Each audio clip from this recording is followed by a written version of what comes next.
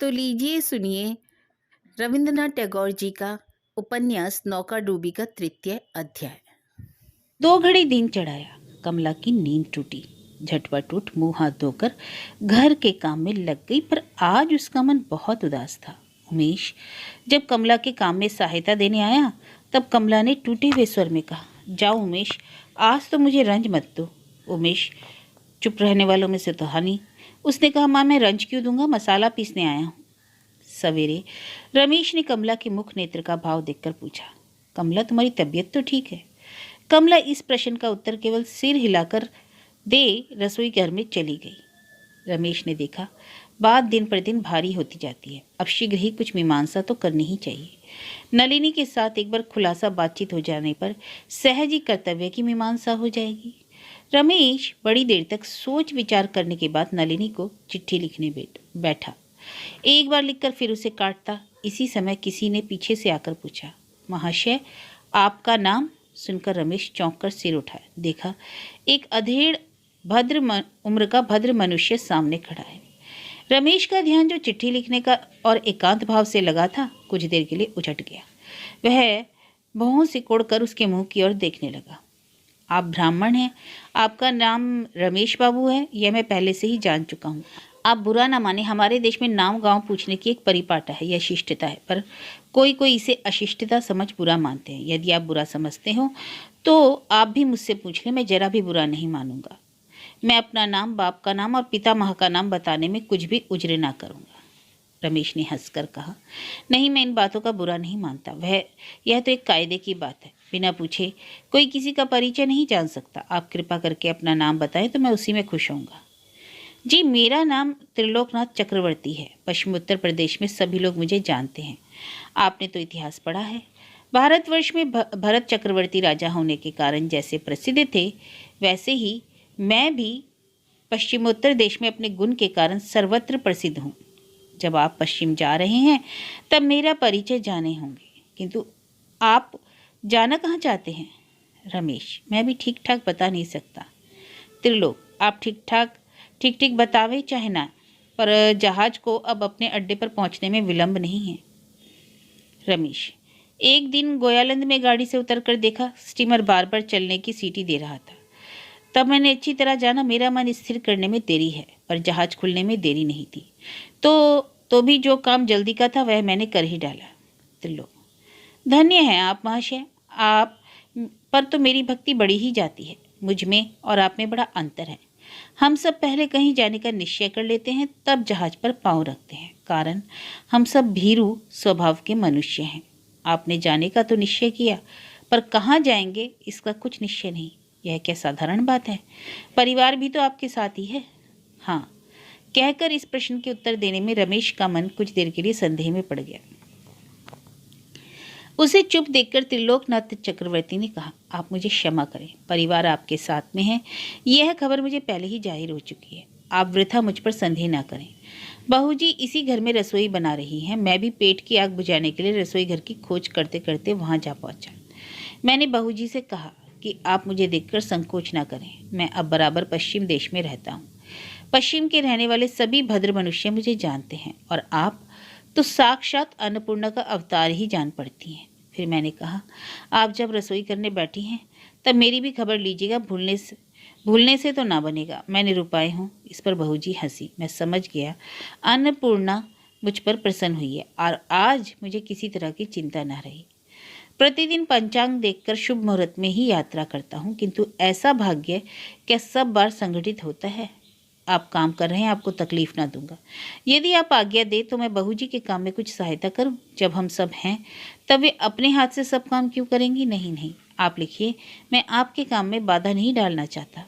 यह कहकर चक्रवर्ती उठकर रसोई घर की तरफ गए। जाकर उन्होंने कमला से कहा, रसोई आप बनाती हैं तो बनावे, इमली की चटनी तो मैं ही बनाऊंगा। आप यह सोचती होंगी इमली तो है नहीं, चटनी किस चीज़ की बनेगी, किंतु मेरे रहते आप इमली की चिंता ना करें, मैं अभी सब चीज़ें ले आता हूँ। इतना कहकर चक्रवर्ती एक झोली उठा लाए। उसमें कागज में लपटी इमली और चटनी के सब मसाले मौजूद थे। चक्रवर्ती ने कमला से कहा, मैं चटनी बहुत उम्दा बनाना जानता हूँ, जब आप उसे जीभ पर रखेंगी तब जानेंगे। अभी मैं उसकी तारीफ क्या करूं। अच्छा, अब समय अधिक हुआ, आप स्नान करावें। रसोई में जो काम बाकी रह गया है उसे मैं पूरा किए देता हूं, आप कुछ संकोच ना करें। मैं रसोई बनाना जानता हूं, जहाँ रहता हूं अपने हाथ से ही रसोई बनाता हूं। मेरे घर के लोग बराबर बीमार रहा करते हैं। उनकी अरुचि दूर करने के लिए इमली की चटनी और मसालेदार तरकारी बनाते बनाते मैं सिद्धहस्त हो गया हूँ। आप बूढ़े की बात सुनकर हंसती होंगी, पर इसे आप हास्य ना समझें। मैंने आपसे सब बातें सच सच कही हैं। कमला मुस्कुराती हुई बोली, मैं आपसे चटनी बनाना सीखूंगी। चक्रवर्ती, पाक विद्या भी कुछ सामान्य विद्या नहीं है। आप झटपट सीख लेना चाहती हैं, यह नहीं होगा। यदि एक ही दिन में आपको सब बातें सिखाकर विद्या की मर्यादा बिगाड़ डालूं तो सरस्वती देवी अप्रसन्न हो जाएंगी। इसके लिए 2-4 दिन इस वृद्ध की खुशामद करनी होगी। मुझे क्यों कर खुश कर सकोगी, उसकी तुम्हें चिंता न करनी होगी। मैं स्वयं सब बात तुमसे विस्तार पूर्वक कह दूंगा। पहली बात तो यह कि मैं पान कुछ अधिक खाता हूँ, मुझे वश करना सहज नहीं, किंतु तुम्हारा प्रसन्न मुख देखकर मैं आप ही तुम्हारे अधीन होकर रहना चाहता हूँ। उमेश की ओर देखकर कहा, कहो जी, तुम्हारा नाम क्या है? उमेश ने कुछ उत्तर ना दिया। वह पहले ही से चिढ़ा हुआ था। वह मन ही मन सोच रहा था, कमला के स्नेह राज्य में कहाँ से एक बूढ़ा आकर शरीक होना चाहता है। कमला ने उसे मौन देखकर कहा, इसका नाम उमेश है। वृद्ध, यह लड़का बड़ा अच्छा मालूम होता है, यह बहुत गंभीर है, इसके साथ मेरी पड़ जाएगी। अब आप देर ना करें, मैं शीघ्र ही तरकारी बना लेता हूँ। कमला, जो अपने को निरवलंब समझती थी, वह इस वृद्ध को पाकर स्वावलंब हो गई। रमेश भी उस वृद्ध के आने से कुछ निश्चिंत सा हुआ। आरंभ में जब रमेश कई मास तक कमला को अपनी स्त्री करके जानता था, तब जो उसका आचरण और उसकी बेरोक निकटवर्तिता थी, उससे अब के व्यवहार में इतना अंतर पड़ गया है जो कमला किसी तरह सहन नहीं कर सकती। ऐसे समय में यदि ये चक्रवर्ती महाशय रमेश की ओर से कमला के मन को फेर सकें तो रमेश अपने हृदय के घाव पर संतोष की पट्टी बांधकर मर्म वेदना में से अपने को बचा सके। कमला पास ही अपनी कोठरी के द्वार पर खड़ी हुई। चक्रवर्ती ने कमला के पैर में जूता देखकर कहा, यह क्या, इसे तो मैं पसंद नहीं करता। इस वाक्य का अर्थ कमला की समझ में कुछ न आया। वह आश्चर्ययुक्त वृद्ध का मुंह देखने लगी। वृद्ध ने रमेश से कहा, यह जो जूता देखता हूँ रमेश बाबू, यह आप ही के करने से हुआ है। आप चाहे जो समझे, पर मेरी समझ में ही आप अधर्म कर रहे हैं। देखिएगा, देश की भूमि को इन चरणों के स्पर्श से वंचित ना कीजिएगा। ऐसा ना होने से देश मिट्टी में मिल जाएगा। यदि रामचंद्र जी सीता के पैर में बूट पहनाते तो लक्ष्मण क्या उनके साथ साथ 14 वर्ष तक वन में घूमते? कभी नहीं। मेरी बात सुनकर आपको हंसी आती होगी और मेरी बात अच्छी ना लगती होगी। ना लगने की बात है। आप जहाज की सीटी सुनकर बिना सोचे समझे उस पर सवार हो जाते हैं, पर कहाँ जाएंगे इसे एक बार भी नहीं सोचते। रमेश, आप ही मेरे गम में स्थान ठीक कर दीजिए। जहाज की सीटी की अपेक्षा आपका परामर्श पक्का रहेगा। चक्रवर्ती, देखिए, आपकी विवेचना शक्ति इतने में पड़ गई। थोड़ी ही देर के परिचय का यह फल। अच्छा, आप कहीं जाना चाहते हैं तो गाजीपुर चलिए। कमला की ओर देखकर उन्होंने फिर कहा, माँ जी, गाजीपुर चलोगी? वहाँ गुलाब की खेती होती है, इत्र से सारा देश सुगंधमय रहता है। तुम्हारा यह बूढ़ा भक्त भी वहीं रहता है। रमेश ने कमला के मुंह की ओर देखा। कमला ने सिर हिलाकर सम्मति जताई। इसके अनंतर उमेश और चक्रवर्ती दोनों कमला की कोठरी में जा बैठे। रमेश एक लंबी सांस लेकर बाहर ही रह गया। मध्याह्न का समय है। जहाज बड़ी तेजी के साथ धक धक करता हुआ चला जा रहा था। दोनों तटों का दृश्य क्रमशः अग्र पश्चात होकर एक विचित्र भाव प्रकट कर रहा था। कहीं खेतों में हरे दान, कहीं नाव लगने का घाट, कहीं बालू का टीला, कहीं बस्ती, कहीं बाजार दृष्टिगोचर हो रहे हैं। इस शरद काल के मध्याह्न की सुमधुर स्तब्धता में पास की कोठरी के भीतर से रह रहकर कमला की कौतूहल व्यंजक मीठी हंसी रमेश के कान में प्रवेश करने लगी। तब उसका हृदय आनंद से उमगने लगा। कमला के हृदय में अब भी बालपन बना है। कोई संशय, आशंका, वेदना चिरस्थायी होकर उसके हृदय में ठहरने ही नहीं पाती। इधर कई दिनों से रमेश के व्यवहार संबंध में कमला को चिंता करने की फुर्सत ना मिली। धार में जहाँ रुकावट होती वहीं तरंग ज़्यादा चोट करती है। कमला के हृदय स्रोत में जो रमेश के आचरण से एक जगह अटकाव हो गया था, उसी जगह आवृत स्वरूप भांति भांति की बातें आक्रमण कर घूम रही थी। वृद्ध चक्रवर्ती को पाकर कमला के हृदय स्रोत का जो ये आवृत था, सब मिट गया। वह उस वृद्ध की सांत्वना वाक्यों से अपना सारा दुख भूल गई। आश्विन के सुंदर दिन जलपथ के विचित्र दृश्यों को रमणीय बनाकर बीच बीच में कमला के गृह कौशल को भी बढ़ाने लगे। कमला बड़े उत्साह से घर का काम करने लगी। उमेश अब कभी स्टीमर फेल नहीं करता, पर उसकी टोकरी साग भाजियों से भरकर आ जाती। उमेश की यह सवेरे की टोकरी भरण लीला भारी कौतूहल का विषय हो गया। टोकरी के कारण रोज सवेरे एक न एक हास्य की बात निकल पड़ती थी। जिस दिन रमेश उपस्थित रहता, उस दिन विनोद में बाधा पड़ जाती। वह उमेश पर चोरी का बिना संदेह किए नहीं रह सकता था। जब वह उमेश पर चोरी का संदेह करता, तब कमला उत्तेजित होकर बोल उठती, वाह, मैंने अपने हाथ से ही यह सब वस्तु लाने के लिए उमेश को पैसा गिन दिया था। रमेश, इससे उसकी चोरी की मात्रा और बढ़ जाएगी। साग भाजी तो चुरा कर लाता ही है, पैसा भी चुरावेगा। यह कहकर जब वह उमेश को पुकार कर हिसाब मांगता, तब उमेश कुछ न कुछ कहने लग जाता। जो हिसाब एक बार बनाता था, दूसरी बार के हिसाब से नहीं मिलता। अंत में जमा से अधिक खर्च की संख्या हो जाती थी। तो भी वह जरा नहीं शर्माता। कहता, अगर मैं हिसाब करना जानता तो मेरी यह दशा होती, तब तो मैं गुमास्ता का काम ना कर सकता। चक्रवर्ती कहते, रमेश बाबू, भोजन करने के बाद आप इसका विचार करेंगे। मैं तो अभी इस लड़के को बिना उत्साह दिए नहीं रह सकता। सुनो उमेश, संग्रह करने की विद्या साधारण नहीं है। लोग ऐसे कम मिलेंगे जो संग्रह करना जानते हैं। उद्योग सभी करते हैं, परंतु उनमें कृतकार्य कितने होते हैं। और सुनिए रमेश बाबू, मैं गुणी की कदर करना जानता हूँ। विदेश में इतने सवेरे कितने लड़के साग भाजियों का संग्रह करके ला सकते हैं। संदेह बहुत लोग कर सकते हैं, परंतु संग्रह हजारों में विरला ही कोई कर सकता है। रमेश, यह आप अच्छा नहीं करते, उत्साह देकर अन्याय करते हैं। लड़के के पास विद्या बहुत नहीं है, जो कुछ है वह उसी में उस्ताद है। इन तरकारियों को अच्छी तरह धुलाओ तो उमेश, चक्रवर्ती बाबू ने कहा। रमेश उमेश पर संदेह कर जितना ही उसे डांट डपट करता, कमला का अनुग्रह दिन दिन बढ़ता जाता। चक्रवर्ती भी उमेश के ही पक्ष में था। इससे कमला का दिल रमेश से अलग और स्वतंत्रता हो गया। जब से चक्रवर्ती आए, तब से उनका उत्साह देख रमेश पहले से विशेष उत्सुकता के साथ कमला को देखता, तो भी उस दल में पूरे तौर से सम्मिलित नहीं होने पाता। पूर्णमासी के 2-1 दिन पूर्व सवेरे उठकर सबों ने देखा, सारा आकाश मंडल काले बादलों से घिरा है। हवा तेज चल रही थी। कभी भी कुछ पानी बरस सकता था और कभी धूप भी निकल आती। आज गंगा में अधिक नावें नहीं हैं। जो 2-1 है, वे बड़े वेग से किनारे की ओर जा रही हैं। पानी भरने के लिए जो स्त्रियां आज घाट पर आई हैं, वे देर तक नहीं ठहरती, पानी लेकर झट चल देती हैं। स्टीमर अपनी राह पकड़े चला जा रहा है। अनेक प्रकार की असुविधा होने पर भी कमला की रसोई का काम किसी तरह होने लगा। चक्रवर्ती ने आकाश की ओर देखकर कमला से कहा, आज जो कुछ बनाना हो सो एक ही दफे बना लो, जिसमें फिर दूसरे वक्त रसोई न बनानी पड़े। तुम रसोई चढ़ा दो, मैं थोड़ी चपातियां बना लेता हूँ। खाते पीते आज अतिकाल हो गया। ज्यों ज्यों हवा तेज बहने लगी, त्यों त्यों नदी की तरंग ऊपर की ओर उछलने लगी। सूर्यास्त हुआ या अभी दिन है, किसी को जानना पड़ा। जहाज ने आगे जाने का इरादा छोड़ कुछ दिन रहते ही लंगर डाल दिया। सांझ हुई। दिन की अपेक्षा बादल ने और भी भयंकर रूप धारण किया। बिजली चमकने लगी, हवा खूब जोर से बहने लगी और मूसलाधार पानी बरसने लगा। कमला एक बार पानी में डूब चुकी है। झड़ी देखकर उसका हृदय कांपने लगा। रमेश ने कमला को आश्वासन देकर कहा, स्टीमर पर कोई डर नहीं, तुम निश्चिंत होकर सोई रहो, मैं पास वाली कोठरी में जाग रहा हूँ। द्वार के पास आकर चक्रवर्ती ने कहा, माँ लक्ष्मी, कुछ नहीं, झड़ी के बाप का सामर्थ्य क्या जो तुम्हें कुछ कलेश दे सके। झड़ी के बाप का सामर्थ्य कहाँ तक है यह कहना तो कठिन है, परंतु झड़ी का कितना बड़ा सामर्थ्य है यह कमला को भली भांति मालूम था। वह झट द्वार के नजदीक आकर बोली, चक्रवर्ती जी, तुम घर के भीतर आकर बैठो। चक्रवर्ती जी ने संकुचित होकर कहा, यह तुम्हारे सोने का समय है। अभी घर के भीतर प्रवेश करके देखा, रमेश बाबू वहाँ नहीं है। उन्होंने आश्चर्य युक्त होकर कहा, ऐसी झड़ी में बाबू कहाँ गए? कौन? चक्रवर्ती जी, मैं यहीं तो पास वाले घर में हूँ।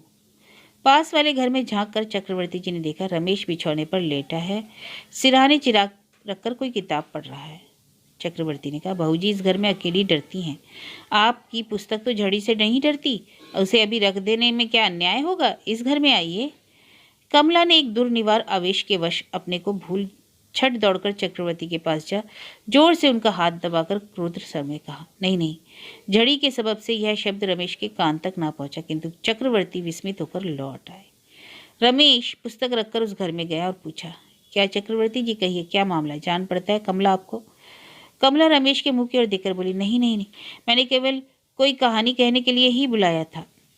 किस बात के उत्तर में कमला ने नहीं नहीं कहा, यह पूछने से क्या वह कुछ उत्तर ना दे सकती थी। इस नहीं का अर्थ यही कि अगर आप यह समझते हो कि मेरा भय दूर करने की आवश्यकता है, नहीं, कोई आवश्यकता नहीं। अगर यह समझते हो कि मेरे पास किसी के बैठने की आवश्यकता है तो सो भी नहीं। कुछ ही देर बाद कमला ने चक्रवर्ती से कहा, रात बहुत बीती, अब आप सोने जाइए। एक बार उमेश की खोज कीजिएगा, शायद वह डरता होगा। दरवाजे के पास ही से आवाज आई, मैं किसी से नहीं डरता। उमेश घुटने से सिर अड़ाकर दरवाजे के पास ही बैठा था। यह देख कमला का हृदय द्रवित हो गया। वह झट बाहर आकर बोली, सुन उमेश, तू बाहर बैठकर क्यों पानी में भीग रहा है? अभागा कहीं का, जा चक्रवर्ती के साथ जाकर सो रहा है। कमला के मुंह से अपने को अभागा सुन रमेश खुशी खुशी चक्रवर्ती के साथ सोने गया। रमेश, जितनी देर तुम्हें नींद ना आए उतनी देर कहो तो मैं बैठकर कोई किस्सा सुनाऊं। कमला, नहीं, मैं बड़ी देर से ऊँघ रही हूँ, अब शीघ्र ही सो जाऊंगी। रमेश ने कमला के मन का भाव ना समझा और यह नहीं, किंतु वह उस पर फिर कुछ ना बोला। कमला के ग्लानि भरे मुंह की ओर देखकर वह धीरे धीरे अपने कमरे में चला गया। नींद से कमला बिछौने पर स्थिर होकर कैसे पड़ी रहती, ऐसी शांति उसके मन में कहाँ थी। तो भी भावना करते करते कुछ देर में वह सो गई। झड़ी के प्रबल वेग के साथ नदी की तरंग भी क्रम भी पड़ने लगी। खल्लासी सब घबरा उठे। जहाज के कर्मचारी यात्रियों को सावधान करने के लिए लंगर डालने पर भी प्रबल वायु के आघात से जहाज धीरे धीरे डोलने लगा। कमला चारपाई छोड़ कमरे के बाहर आ खड़ी हुई। कुछ देर से पानी बरसना बंद तो हो गया, परंतु हवा का वेग वैसा ही प्रबल था। बादल से ढका रहने के कारण शुक्ल पक्ष की चतुर्दशी का आकाश धुंधला सा दिखाई दे रहा था और किनारा साफ साफ दिखाई नहीं देता था। इस उन्मादिनी रात और मेघाच्छन्न आकाश की ओर देखकर कमला का हृदय कांपने लगा। भय से या आनंद से यह ठीक ठीक नहीं कहा जा सकता। इस प्रलय के भीतर जो एक प्रबल शक्ति है, एक बंधनहीन स्वाधीनता है, मानो उसने कमला के हृदय में सोई हुई एक संगनी को जगा दिया। इस विश्वव्यापी विद्रोह के तीव्र वेग ने कमला के चित्त को विचलित कर दिया। कैसा विद्रोह है यह? झंझा वायु सनसनाहट में जाना जा सकता है? नहीं, यह कमला के हृदय में ही छिपा हुआ है। दूसरे दिन सवेरे झड़ी का वेग कुछ कम हुआ, पर एकदम शांत ना हुआ। लंगर उठाना चाहिए या नहीं, जहाज के कर्मचारी जब इसको ठीक नहीं कर सकते थे तो वे सब घबराहट से आकाश की ओर देख रहे थे। चक्रवर्ती सवेरे ही रमेश की खोज खबर लेने कमला के पास वाली कोठरी में गए। देखा तब भी रमेश चारपाई पर पड़े हैं। चक्रवर्ती को देखकर वे झटपट उठ बैठे। इस घर में रमेश की स्वतंत्र शैया देख चक्रवर्ती ने गत रात्रि की घटना के साथ साथ सब बातों का अनुमान मन ही मन कर लिया। कल रात में शायद इसी घर में आपका सोना हुआ था। रमेश ने इस प्रश्न का कुछ उत्तर न देकर कहा, कहिए कल का दिन कैसा खराब था? शायद ही आपको रात में नींद आई हो। चक्रवर्ती, रमेश बाबू, आप मुझे जैसा जाहिल सा देखते हैं, मेरी बातचीत भी वैसी ही होती है। तो भी इतनी बड़ी उम्र में मुझे कई बार कठिन से कठिन विपत्तियों का सामना करना पड़ा है और उनसे बचने की अनेक मीमांसाएं भी करनी पड़ी हैं। इसके सिवा कितने ही गुरुणाशय महानुभवों के भी दर्शन हुए, परंतु उन सबों में आपका नंबर सबसे बड़ा चढ़ा मालूम होता है। आपसे कठिन लोग मुझे बहुत कम मिले हैं। यह सुनकर रमेश का मुंह कुछ लाल हो गया, परंतु तुरंत ही उसने अपने को संभाल कर हंसकर कहा, कठिन होने ही से जो कोई सब समय में अपराधी समझा जाए यह तो नहीं बोला जा सकता। वृद्ध ने कहा, मुझे क्षमा कीजिए, मेरे साथ जिन बातों का संपर्क नहीं उनके जानने की चेष्टा करना मेरी धृष्टता मात्र है, परंतु संसार में बिरला ही कोई ऐसा मनुष्य मिलता है जिसके साथ भेंट होने से संबंध स्थिर हो जाता है। रमेश, मैं क्रोध नहीं करता, परंतु मैं क्रोध करूं या ना करूं, आप दुख पाएं या ना पाएं, प्रकृति का तो ऐसा ही एक कठोर नियम है, कहकर रमेश ने एक लंबी सांस ली। रमेश को अब इस बात की चिंता हुई कि गाजीपुर जाना उचित है या नहीं। पहले उसने सोचा था नई जगह में वास स्थान आदि का निश्चय करने के लिए चक्रवर्ती का परिचय कुछ काम देगा। अब वह ख्याल बदल गया। उसने सोचा यह परिचय असुविधा का भी कारण हो सकता है। आलोचना और अनुसंधान होने से कदाचित कमला के अंश में कुछ खराबी आ पड़े।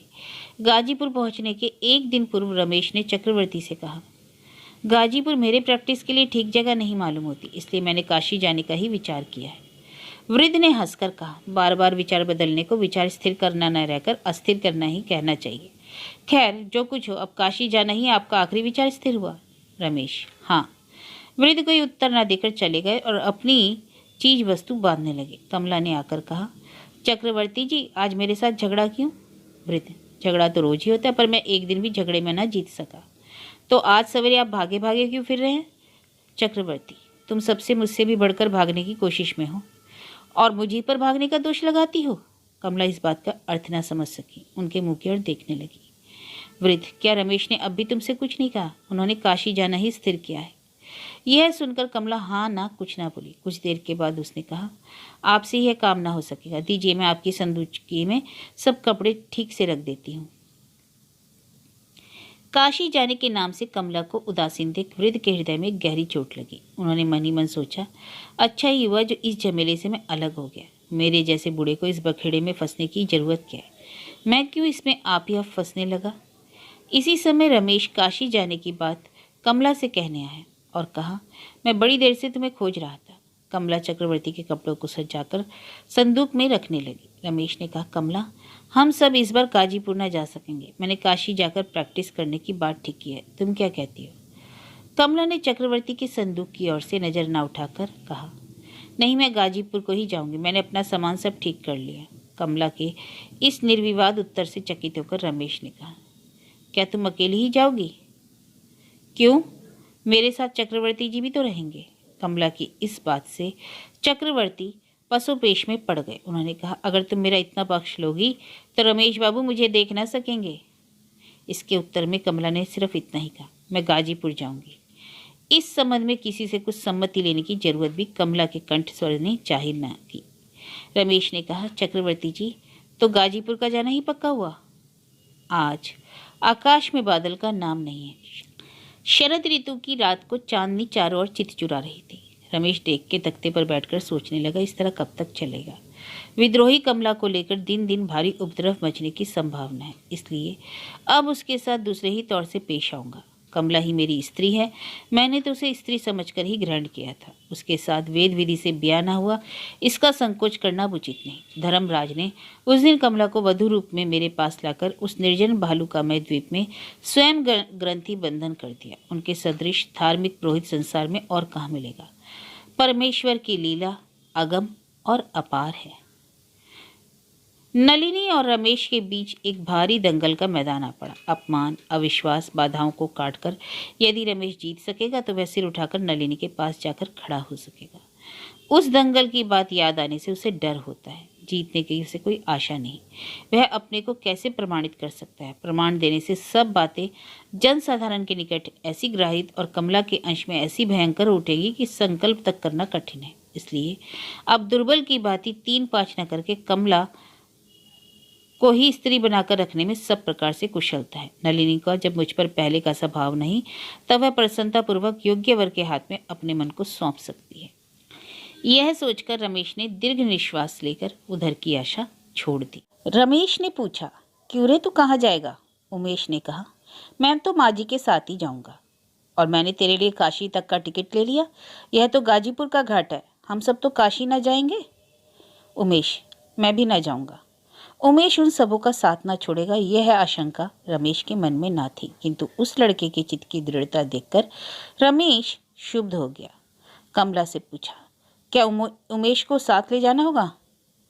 कमला, ना ले जाऊंगी तो वह कहाँ जाएगा? क्यों, काशी में तो उसके आत्मीय हैं। रमेश ने कहा। कमला, नहीं, वह हम ही सभी के साथ जाएगा, कह चुका है। उमेश, तू बराबर चक्रवर्ती के साथ साथ चलना, नहीं तो लोगों की भीड़ में कहीं खो जाएगा। कहाँ जाना होगा, किसको साथ ले जाना होगा, इन सब बातों के विचार का भार भी कमला ने अपने ही ऊपर ले लिया। पहले वह रमेश से पूछकर कोई काम करती थी, उसकी सम्मति को नम्रता पूर्वक स्वीकार करती थी, किंतु इधर कई दिनों से वह अपना स्वतंत्र विचार रखती है। इसलिए उमेश भी उसकी एक छोटी सी गठरी बगल में दबाकर उसके साथ चला। इस विषय में और कोई विशेष आलोचना न हुई। शहर और साहबगंज के बीच में चक्रवर्ती महाशय का एक छोटा सा बंगला है। उसके पीछे आम का बाग है और सामने एक पक्का कुआं है।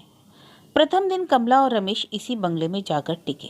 चक्रवर्ती की स्त्री हरि भावनी बराबर बीमार रहा करती है। चक्रवर्ती सबसे यही कहा करते थे, किंतु उसका चेहरा देखने से बीमारी का कोई बाह्य लक्षण दिखाई नहीं देता था। वह कम उम्र की ना थी, परंतु वृद्धा भी ना थी। शरीर अधेड़ सा प्रतीत होता था। सामने के कुछ कुछ बाल पके थे, पर कच्चे बालों का अंश अधिक था। उसको देखने से यही जान पड़ता जैसे बुढ़ापे ने उस पर डिग्री तो हासिल की है, पर अब तक दखल नहीं जमा सका। सब तो यह है कि ये दोनों दंपत्ति जब युवा थे तब हरि भावनी को मलेरिया ज्वर ने पकड़ लिया था। वायु परिवर्तन के सिवा और कोई उपाय न देख चक्रवर्ती गाजीपुर स्कूल में अध्यापिका वृत्ति का अवलंबन कर यहीं रहने लगे। स्त्री के सर्वथा आरोग्य होने पर भी उसकी तंदुरुस्ती पर उन्हें कुछ विश्वास न होता था। रमेश आगत व्यक्तियों को बाहर के घर में बिठाकर चक्रवर्ती के अंदर जाकर गृहिणी को पुकारा। उसकी गृहिणी उस समय धूप में अचार और चटनी आदि के बर्तन रख कर सुखा रही थी और गेहूं पिसवा रही थी। चक्रवर्ती ने आते ही कहा, यह क्या, जाड़ा आ गया, तुम बदन पर कोई कपड़ा क्यों नहीं पहन लेती? हरि भावनी, आपकी सब बातें बेसिर पैर की होती है। जाड़ा है कहाँ, धूप से तो पीठ चली जा रही है। चक्रवर्ती, यह तो अच्छा नहीं, छाया कहीं से लाना ही नहीं पड़ेगी। अच्छा होगा, आपने आने में इतनी देर क्यों की? हरि भावनी ने बोला। चक्रवर्ती, ये पीछे कहूँगा, अभी घर पर अतिथि आए हैं, उनकी सेवा का सामान ठीक करना होगा। यह कहकर चक्रवर्ती ने अतिथि का परिचय दिया। चक्रवर्ती के घर पर विदेशी अतिथियों का समागम प्रायः इसी तरह बराबर हुआ करता था, किंतु सपत्नीक अतिथि के लिए हरि भावनी प्रस्तुत न थी। उसने कहा, आपका घर कहाँ है जो उन्हें रखेंगे? चक्रवर्ती, पहले उनसे जान पहचान तो कर लो, पीछे घर की बात होगी। और मेरी अन्नपूर्णा कहाँ है? हरि भावनी, वह अपने लड़के को नहलाने गई है। चक्रवर्ती तुरंत कमला को भीतर बुला लाए। कमला ने हरि भावनी को प्रणाम किया। हरि भावनी ने आशीष देकर कहा, देखती हूँ इसका मुंह तो मेरी शशिकला से बहुत कुछ मिलता जुलता है। शशिकला उसकी बड़ी लड़की थी जो अपने स्वामी के घर कानपुर में रहती थी। चक्रवर्ती मन ही मन हंसे। वे जानते थे कमला के साथ शशिकला का कोई सादृश्य न था, किंतु हरि भावनी रूप गुण में अपनी लड़की को उपमा न समझ दूसरे की लड़की को उपमाएं समझती थी। सुंदरता में वह पराई लड़की की जीत स्वीकार न कर सकती थी। अन्नपूर्णा उसके घर ही में थी, कदाचित उसके साथ प्रत्यक्ष तुलना में उसकी हार हो, इसलिए जो उसके घर पर मौजूद ना थी उसको उपमा स्थल में रखकर हरि भावनी ने अपने घर के भीतर ही विजय पताका फहराई। हरि भावनी, ये सब आए हैं, बड़े आनंद की बात है, किंतु मेरा नया मकान तो अभी तक दुरुस्त नहीं हुआ है। इस घर में हम सब किसी तरह दिन काट रहे हैं, यहाँ इनको बड़ा कष्ट होगा। बाजार में चक्रवर्ती का एक छोटा सा घर तैयार हो रहा था, पर वह एक दुकान की शक्ल का था। वहां रहने योग्य जगह न थी, न वहां किसी तरह की कोई सुविधा ही थी। चक्रवर्ती इस मिथ्या भाषण का कोई प्रतिवाद न करके कुछ हंसकर बोले, यदि बहू कष्ट को कष्ट समझती तो क्या मैं उन्हें इस घर में लाता? तुम बड़ी देर से धूप में खड़ी हो, शरद ऋतु की धूप बड़ी खराब होती है। यह कहकर चक्रवर्ती रमेश के पास चले गए। उधर हरि भावनी कमला से विस्तार पूर्वक परिचय पूछने लगी। तुम्हारे पति वकील हैं, वे कितने दिन से काम कर रहे हैं और किसी तरह का रोजगार कर रहे हैं? जान पड़ता है उन्होंने अभी तक कहीं वकालत नहीं की है, तो फिर खर्च कैसे चलता है? तुम्हारे ससुर धनी हैं, उनके पास संपत्ति है, नहीं जानती? तुम कैसी भोली हो जो ससुर के घर की खबर नहीं रखती। घर के खर्च के लिए स्वामी तुमको कितना मासिक देते हैं? जब सास नहीं है तब तो आश्रम का भार तुमको अपने ही ऊपर लेना पड़ा होगा। तुम तो अब निरी बालिका नहीं हो। मेरे बड़े जमाई जो कुछ कमाते हैं सब मेरी शशि को देते हैं। ऐसे अनेक प्रश्न और मिष्ट संभाषण के द्वारा हरि भावनी ने थोड़ी ही देर में कमला को हस्तगत कर लिया।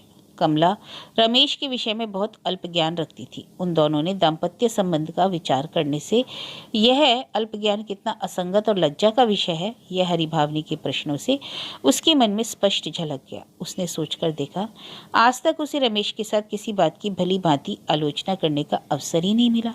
वह रमेश की स्त्री होकर भी रमेश के विषय में कुछ नहीं जानती। आज यह उसे खुद अपने तय आश्रय मालूम होने लगा और अपनी अनभिज्ञता पर खेद होने लगा। हरि भावनी फिर कहने लगी, बहू जी देखो, तुम्हारे हाथ का कड़ा या सोना तो उतना अच्छा नहीं जान पड़ता।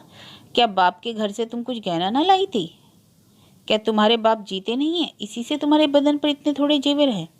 क्या तुम्हारे पति तुमको जेवर नहीं देते? मेरे बड़े जमाता ने तो मेरी शशि को दूसरे तीसरे महीने एक नया जेवर बनवा देते हैं। उन दोनों में से इस तरह का सवाल जवाब हो रहा था कि उसी समय अन्नपूर्णा अपनी 2 वर्ष की बेटी का हाथ पकड़े वहां आई। अन्नपूर्णा सांवली थी, उसका मुखमंडल छोटा मोटा सा था, आंखें दोनों बड़ी बड़ी पर गोल थी, ललाट चौड़ा और बाल बहुत लंबे। उसका चेहरा देखने ही से मालूम होता था कि वह गंभीर और शांत प्रकृति की स्त्री है।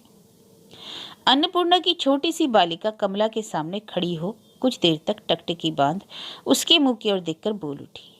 मौसी। शशिकला समझकर उसने उसे मौसी कहा। यह बात नहीं है, बड़ी उम्र की कोई स्त्री जो उसे प्रिय जान पड़ती है वह तुरंत ही उसे मौसी पुकारने लगती है। कमला ने उसे झट गोद में बैठा लिया। हरि भावनी ने अन्नपूर्णा से कमला का परिचय देकर कहा, इसके पति वकील हैं, वे रोजगार करने के लिए घर से बाहर हुए हैं। रास्ते में तुम्हारे पिता से उनकी भेंट हुई, वे ही उन सबको यहाँ ले आए। अन्नपूर्णा ने कमला के मुंह की ओर देखा, कमला ने भी उसकी ओर देखा। इसी परस्पर अवलोकन ने दोनों को स्नेह सूत्र में बांध दिया। हरि भावनी आतिथ्य की सामग्री संग्रह करने को गई। अन्नपूर्णा ने कमला का हाथ पकड़कर कहा, बहन इधर आओ। यह कहकर वह उसे अपने घर में ले गई। थोड़ी ही देर के बाद दोनों में बड़ी घनिष्ठता के साथ बात होने लगी। अन्नपूर्णा के साथ जो कमला का प्रभेद था वह देखने से सहसा नहीं जान पड़ता। अन्नपूर्णा बहुत दुबली पतली और ऊंचाई में भी छोटी थी और कमला ठीक इसके विपरीत थी। आकार और भाव भंगी में वह अपनी उम्र की पूर्णता तक पहुंच चुकी थी। विवाह होने के बाद उस पर सास ससुर का कोई दबाव न रहने के कारण या किसी और ही कारण से वह देखते ही देखते बहुत बढ़ गई थी। उसके चेहरे पर एक प्रकार की स्वाधीनता का चिन्ह झलक रहा था। नववधु को गुरुजनों के द्वारा ससुराल में जो शिक्षा मिलती है उसे ना मिली थी, इसी से वह बहुत बात ना जानती थी। अन्नपूर्णा की लड़की उमा के द्वारा ध्यान को अपनी ओर खींचने की चेष्टा करते रहने पर भी दोनों नई सखियों की गपबाजी में तार बंध ही गया। इस कथोपकथन से कमला अपनी दीनता सहज ही समझ गई। अन्नपूर्णा को भी बहुत कुछ कहना है पर कमला को कुछ भी नहीं। कमला के हृदय पट पर जो उसके दाम्पत्य का चित्र है वह तो पेंसिल का खींचा हुआ एक चिन्ह मात्र है, उस पर अभी तक रंग नहीं चढ़ा। कमला इतने दिन पर इस पर ध्यान देने का अवकाश न पाती थी और न उसे इसका कारण जानने का अवसर ही मिला था। यद्यपि वह इस अभाव का अनुमान कई बार कर चुकी है, बीच बीच में विद्रोह अभाव भी उपस्थित हो चुका है, तो भी वह अभी तक असली हाल मालूम न कर सकी। साख्य भाव की भूमिका ही में जब अन्नपूर्णा ने उसके अपने स्वामी का वृतांत कहना आरंभ किया तब उसने अपने अक्षय हृदय भंडार का द्वार खोल दिया। तब अमला अपने हृदय को खाली देख चुप ही रही। वह पति की बात अन्नपूर्णा से क्या कहती और कहने की बात भी क्या थी। सुख का पूरा भोज लेकर अन्नपूर्णा का इतिहास रूपी जहाज जहां उमंग की धारा में बड़े वेग से दौड़ा जा रहा था, वहां कमला की सूनी नाव नैराश्य के टीले से रुककर अचल हो पड़ी थी। अन्नपूर्णा का पति विपिन बिहारी गाजीपुर में अफीम गोदाम में कोई काम करता था। चक्रवर्ती की 2 बेटियां हैं। बड़ी बेटी अपनी ससुराल में है और छोटी बेटी को अपने पास ले अलग करने में असमर्थ होकर चक्रवर्ती एक दरिद्र वर ले आए और उसी के साथ अन्नपूर्णा को ब्याह दिया। पीछे हाकिम हुक्काम के यहाँ कोशिश पैरवी करके उसे इसी शहर में एक नौकरी भी दिलवा दी। विपिन बिहारी इन्हीं के यहाँ रहता है। बात कही करते करते अन्नपूर्णा एकाएक उठ खड़ी हुई और बोली, बहन तुम बैठो, मैं अभी आती हूँ। कुछ ही देर के बाद वह लौट आई और हंसकर अपने जाने का कारण कहने लगी। वे स्नान करके भीतर आए हैं, भोजन करके ऑफिस जाएंगे। कमला ने कुछ विस्मय के साथ पूछा, वे भीतर आई है, तुमने कैसे जाना? अन्नपूर्णा, तुम हंसो मत, सभी सुहागिन स्त्रियां जैसे जानती हैं वैसे ही जाना। क्या तुम अपने पति के पैर की आहट नहीं पहचानती? यह कहकर अन्नपूर्णा हंसकर कमला के चिबुक को जरा हिला, आंचल में बंधी हुई कुंजियों के गुच्छे को झमकाकर पीठ के ऊपर फेंक लड़की को गोद में लेकर चली गई। पैर की आहट की भाषा इतनी सरल है, यह कमला अब भी अच्छी तरह न समझ सकी। वह चुपचाप खिड़की के बाहर दृष्टि डाल इस बात को सोचने लगी। उस समय खिड़की के बाहर एक फूल के पेड़ पर झुंड की झुंड मधुमक्खियां झूम रही थी। गंगा के किनारे एक अच्छी जगह देखकर किराए पर मकान लेने का विचार हो रहा है। रमेश गाजीपुर की अदालत में बाजाब्ता वकालत करने का हुक्मनामा और जरूरी चीज लाने के लिए एक बार कलकत्ता जाने का विचार स्थिर कर चुका है, परंतु कलकत्ता जाने का उसे साहस नहीं होता। कलकत्ता की एक विशेष गली का चित्र मन में आते ही अब भी रमेश का हृदय कांप उठता है। अब भी वह मोहजाल में पड़ा है। इधर कमला के साथ संपूर्ण रूप से दाम्पत्य संबंध स्वीकार करने में विलंब करना भी ठीक नहीं। इन्हीं सब बातों को सोच विचार कर रमेश कलकत्ता जाने में आलस्य करने लगा। कमला चक्रवर्ती के घर के भीतर ही रहती थी। भीतर जगह बहुत कम थी, इसलिए रमेश बाहर ही दलान में रहता था। कमला के साथ भेंट करने का उसे सुयोग ही न मिलता।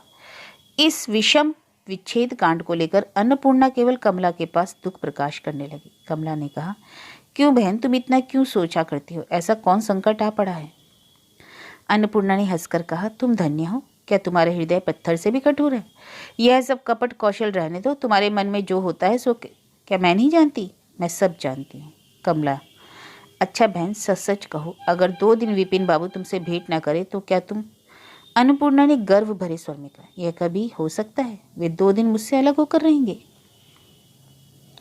यह कहकर वह विपिन बाबू की अधीरता के संबंध में बात करने लगी। विवाह होने के बाद बालक विपिन ने गुरुजनों की आंख बचाकर अपनी नववधु के साथ भेंट करने के लिए क्या क्या कौशल किया था, कब उसका प्रयास व्यर्थ हुआ था, कब उसका यह कपट कौशल लोगों में लक्षित हुआ था।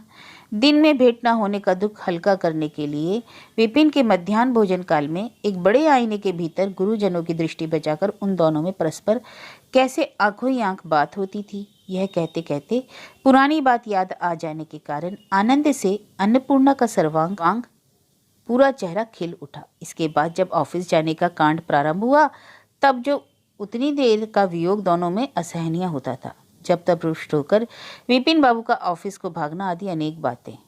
एक बार ससुर की ओर से व्यवसाय करने के लिए कुछ दिन के हेतु विपिन को पटना जाने की बात हुई। तब अन्नपूर्णा ने अपने पति से पूछा, आप अकेले पटना जाकर रह सकेंगे?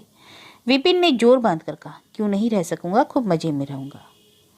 यह सुनकर अन्नपूर्णा के मन में बड़ी ग्लानि हुई। उसने प्राणपण से यात्रा की प्रतिज्ञा की थी, वह जरा भी दुख प्रकाश न करेगी, परंतु ना मालूम वह प्रतिज्ञा नयन जल के प्रवाह के साथ किधर बह गई। दूसरे दिन जब यात्रा का सब सामान ठीक हो चुका तो एकाएक विपिन को ऐसी सिरदर्दी शुरू हुई कि यात्रा रुक गई। इसके बाद डॉक्टर बुलाए गए। उन्होंने बहुत उम्दा एक शीशी दवा दी। दवा देकर जब वे चले गए तब उस शीशी की दवा को चुपचाप नाली में फेंक कर किस अपूर्व उपाय से उसकी शिर पीड़ा निर्वित हुई। यह सब वृत्तांत कहते कहते कितना समय बीत गया, इसका ज्ञान अन्नपूर्णा को न रहा। एक बात और यह है कि ऐसे समय में दरवाजे पर किसी के आने की आहट सुनकर वह हड़बड़ाकर सहसा उठ खड़ी होती थी। शायद विपिन बाबू ऑफिस से ना आए हों। संपूर्ण वार्तालाप के भीतर एक उत्कंठित हृदय मानो उनके आने की राह देख रहा था। कमला के आगे ये सब बातें एक बार ही आकाश कुसुम की भांति रही। यह नहीं, इसका आभास पहले से कुछ उसके हृदय में पड़ चुका था। पहले कई महीनों तक रमेश के साथ प्रथम समागम के समय इस तरह की एक न एक घटना रोज हो जाया करती थी। इसके बाद भी स्कूल से छुटकारा पाकर जब वह रमेश के पास लौट आई तब भी बीच बीच में इस तरह की तरल तरंग अपूर्व संगीत और नृत्य के साथ उसके हृदय में आघात पहुंचाती थी, जिसका ठीक अर्थ वह आज अन्नपूर्णा की इन कहानियों से समझ सकी है। समझने से क्या होगा? अन्नपूर्णा और विपिन में जाकर एक प्रकार के आग्रह का खिंचाव है। वह रमेश और कमला में कहाँ आएगा? यह कई दिनों से इन दोनों में परस्पर देखा सुनी बंद है। इससे कमला के मन में क्या चंचलता हुई, कुछ नहीं। और रमेश भी उसके देखने के लिए बाहर बैठकर कोई युक्ति सोचता हो या कुछ अधीरता प्रकट करता भी है या नहीं। निदान जिस दिन रविवार आया उस दिन अन्नपूर्णा कुछ कठिनता में पड़ गई। अपनी नई सखी को एक ही बार बड़ी देर तक अकेली छोड़कर जाने में उसे लज्जा मालूम होने लगी। दूसरे छुट्टी के दिन को वह एक बारी व्यर्थ कर देगी, इतनी बड़ी उदारता भी उसमें ना थी। इधर रमेश बाबू के नज़दीक रहते भी जब कमला की उससे भेंट नहीं होती तब छुट्टी के दिन अपने पति के पास जाकर सम्मिलन सुख लूटने में उसे कुछ कष्ट भी मालूम हुआ। अगर किसी तरह रमेश के साथ कमला के मिलन का कोई प्रबंध कर दिया जाता तो अच्छा होता। इन बातों में गुरुजनों से सलाह विचार लेकर तो कुछ किया नहीं जा सकता, किंतु चक्रवर्ती बिना कहे सब बात जानते हैं। उन्होंने अपने घर में सबसे कह दिया आज वे किसी विशेष कार्यवश शहर के बाहर जाते हैं। रमेश को समझा दिया कि बाहर का कोई आदमी आज उनके घर ना आएगा। सदर के फाटक बंद करके वे जाते हैं। यह समाचार उन्होंने अपनी कन्या को भी सुना दिया। वे भली भांति जानते थे कि उनके इंगित का अर्थ अन्नपूर्णा भली भांति समझ जाती थी। स्नान करने के बाद अन्नपूर्णा ने कमला से कहा, आओ बहन तुम्हारी चोटी बांध दो। कमला, क्यों भाई, आज इतनी जल्दी किस लिए? यह पीछे कहूँगी, पहले तुम अपनी चोटी बांध दो।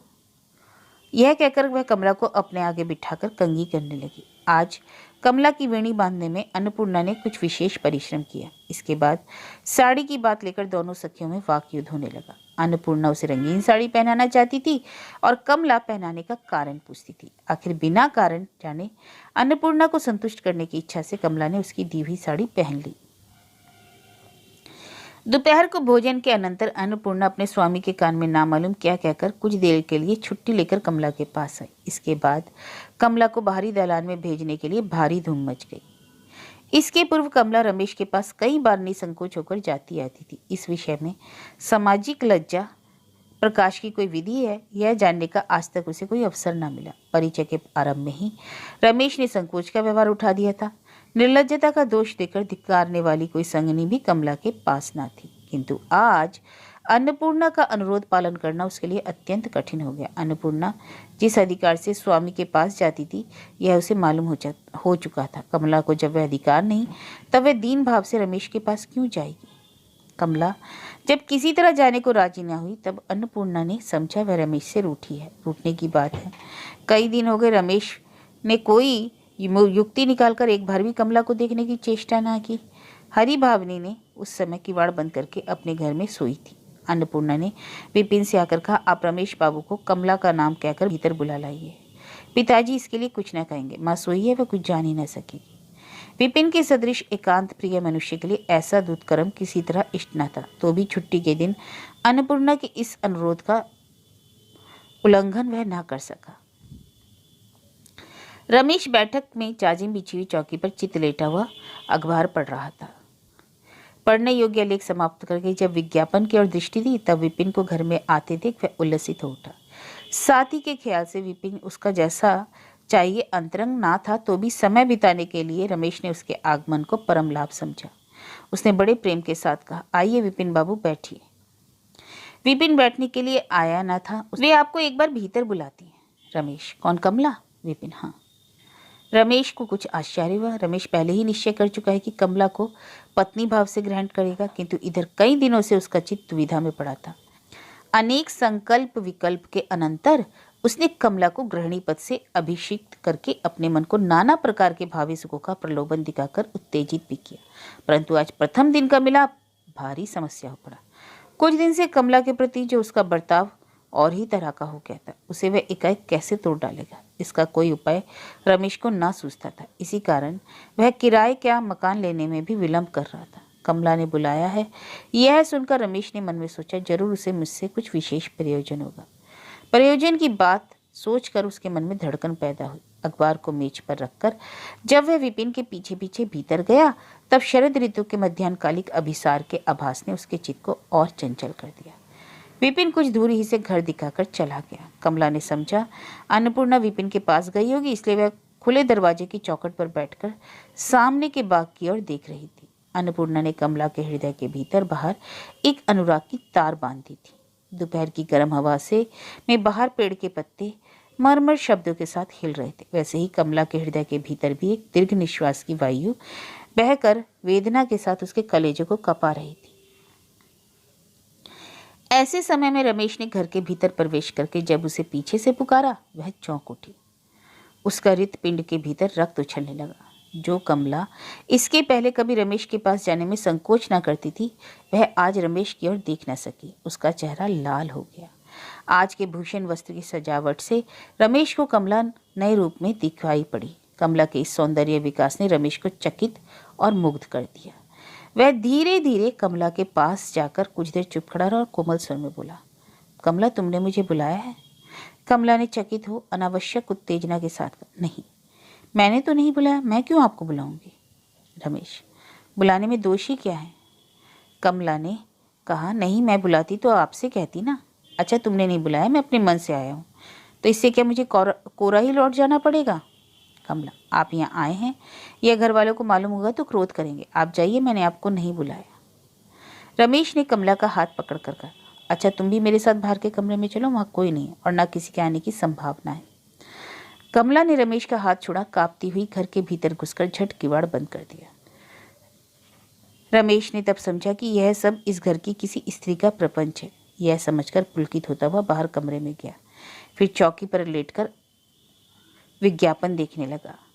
अखबार का विज्ञापन बार बार पढ़ने पर भी उसका कुछ अर्थ रमेश को समझ में न आया। उसका मन चिंता के झूले पर चढ़कर भांति भांति का झोंका खा रहा था। उसका हृदय रूपी आकाश चिंता रूपनी घनघटा से भर गया। अन्नपूर्णा ने बाहर से कमला के घर की किवाड़ खटखटाई। किसी ने दरवाजा न खोला। तब उसने किवाड़ की झिलमिली को सीधा करके बाहर से हाथ डालकर चटकनी खोल दी। कमला चारपाई पर पड़ी दोनों हाथों से मुंह छिपाकर रो रही थी। अन्नपूर्णा को बड़ा आश्चर्य हुआ। ऐसी कौन सी घटना हो गई जो कमला इतना रो रही है? वह दौड़कर उसके कान के पास मुंह रखकर स्नेह भाव से पूछने लगी, क्यों बहन, क्या हुआ, रो रही हो? तुम उन्हें क्यों बुला लाई? तुमने बड़ा अन्याय किया, कमला ने कहा। कमला के मन में जो भांति भांति की वेदना लहरा रही थी, अन्नपूर्णा को ठीक समझ न आया। कमला और रमेश के बीच जो किसी तरह का सच्चा व्यवधान रह सकता है, इसकी कल्पना वह ना कर सकती। उसने बड़े यत्न से कमला का मस्तक अपनी गोद में रखकर पूछा, क्या रमेश बाबू से तुम्हारी कोई बात हुई है? जो तुम्हारे साथ कुछ अप्रिय व्यवहार किया है, या वही बुलाने गए इससे तो उन्हें क्रोध ना हुआ? क्या हुआ है? कमला, नहीं नहीं, उन्होंने कुछ नहीं कहा, पर तुम उन्हें क्यों बुलाई? अच्छा बहन, यह मुझसे अपराध हुआ, क्षमा करो। कमला झट उठकर अन्नपूर्णा के गले से लिपट गई। बहन, तुम देर मत करो, जाओ, विलंब होने से विपिन बाबू नाराज होंगे। सोने घर में रमेश बाबू ने अखबार बड़ी देर तक वृथा दृष्टि दौड़ाकर जोर से फेंक दिया। अनंतर बोले, नहीं, अब विलंब करना ठीक नहीं, कल ही कलकत्ते जाकर सब ठीक ठाक कर आता हूँ। कमला को पत्नी भाव से ग्रहण करने में जितना विलंब हो रहा है, उतना ही मेरा अन्याय बढ़ रहा है। रमेश की कर्तव्य बुद्धि ने आज एकाएक पूर्ण रूप से जागकर उसके सब संशय को दूर कर दिया। रमेश ने निश्चय किया था कि मैं कलकत्ते में अपना काम करके शीघ्र ही लौट आऊंगा और कोलूटोला स्ट्रीट के पास जाने वाली गली में भी ना जाऊंगा। रमेश दर्जीपाड़ा वाले मकान में आकर रहने लगा। दिन में वह बहुत कम समय अपने जरूरी कामों में बिताता। वह और दफे कलकत्ते आकर इन सब लोगों से भेंट करता था। अब की बार वह उनसे भेंट भी ना कर सका। रास्ते में कहीं किसी परिचित व्यक्ति से भेंट ना हो, इस भय से बार बार चौकन्ना रहता। किंतु कलकत्ता आते ही रमेश का ख्याल बदल गया। उसके पूर्व कल्पित सिद्धांत में हेरफेर होने लगा। जो कमला उसकी आंखों में बस गई थी, जिसने अपने नवीन भूषण वसन की सजावट और किशोर अवस्था की मोहिनी छवि से उसके मन को लुभा लिया था, कलकत्ते में आकर उसकी ओर से रमेश का चित्त उचट गया। रमेश ने दर्जीपाड़ा के मकान में कमला को कल्पना क्षेत्र में लाकर अनुराग की दृष्टि से देखने की चेष्टा की, किंतु यहाँ उसका चित्त ऐसा करने को राजी न हुआ। आज कमला उसके समीप एक अभद्र अशिक्षिता बालिका की भांति प्रतिभासित हुई। भारी वस्तु को हटाने के लिए जितने बल का प्रयोग किया जाए, उतना ही बल घटता है। रमेश नलिनी को मन से हटाने के लिए जितना जोर मारने लगा, उतनी ही उसकी मानसिक शक्ति घटने लगी। नलिनी को किसी तरह मन के भीतर प्रवेश न करने दूंगा, यह प्रतिज्ञा करते करते नलिनी की बात दिन रात रमेश के मन में आघात पहुंचा रही थी। भूलने का कठिन संकल्प ही स्मरण रखने का प्रबल कारण हो गया। यदि रमेश चाहता तो बहुत शीघ्र कलकत्ते का काम करके गाजीपुर लौट आता, किंतु वहां जाते ही उसका काम बहुत बढ़ गया। आखिर वह भी पार लग गया। कल रमेश किसी काम से पहले इलाहाबाद होकर तब गाजीपुर जाएगा। इतने दिन से वह विचार धैर्य धारण किए चला आता था, क्या उसका कुछ पुरस्कार उसे न मिलना चाहिए? विदा होने के पूर्व चुपचाप एक बार कोलूटोले की खबर ले आवे तो क्या हर्ज है।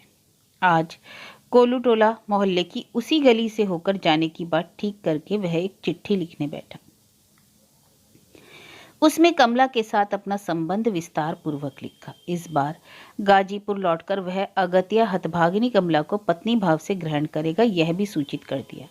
इस प्रकार उसने नलिनी से अपना चीर विच्छेद होने के पूर्व ही कुछ सारी सच्ची घटना जता इस पत्र द्वारा उसने उससे विदा मांगी। चिट्ठी को लिफाफे में बंद करके उसके ऊपर किसी का नाम न लिखा। चिट्ठी में भी उसने ना किसी का नाम लेकर संबोधन किया, ना नीचे ही अपना नाम लिखा।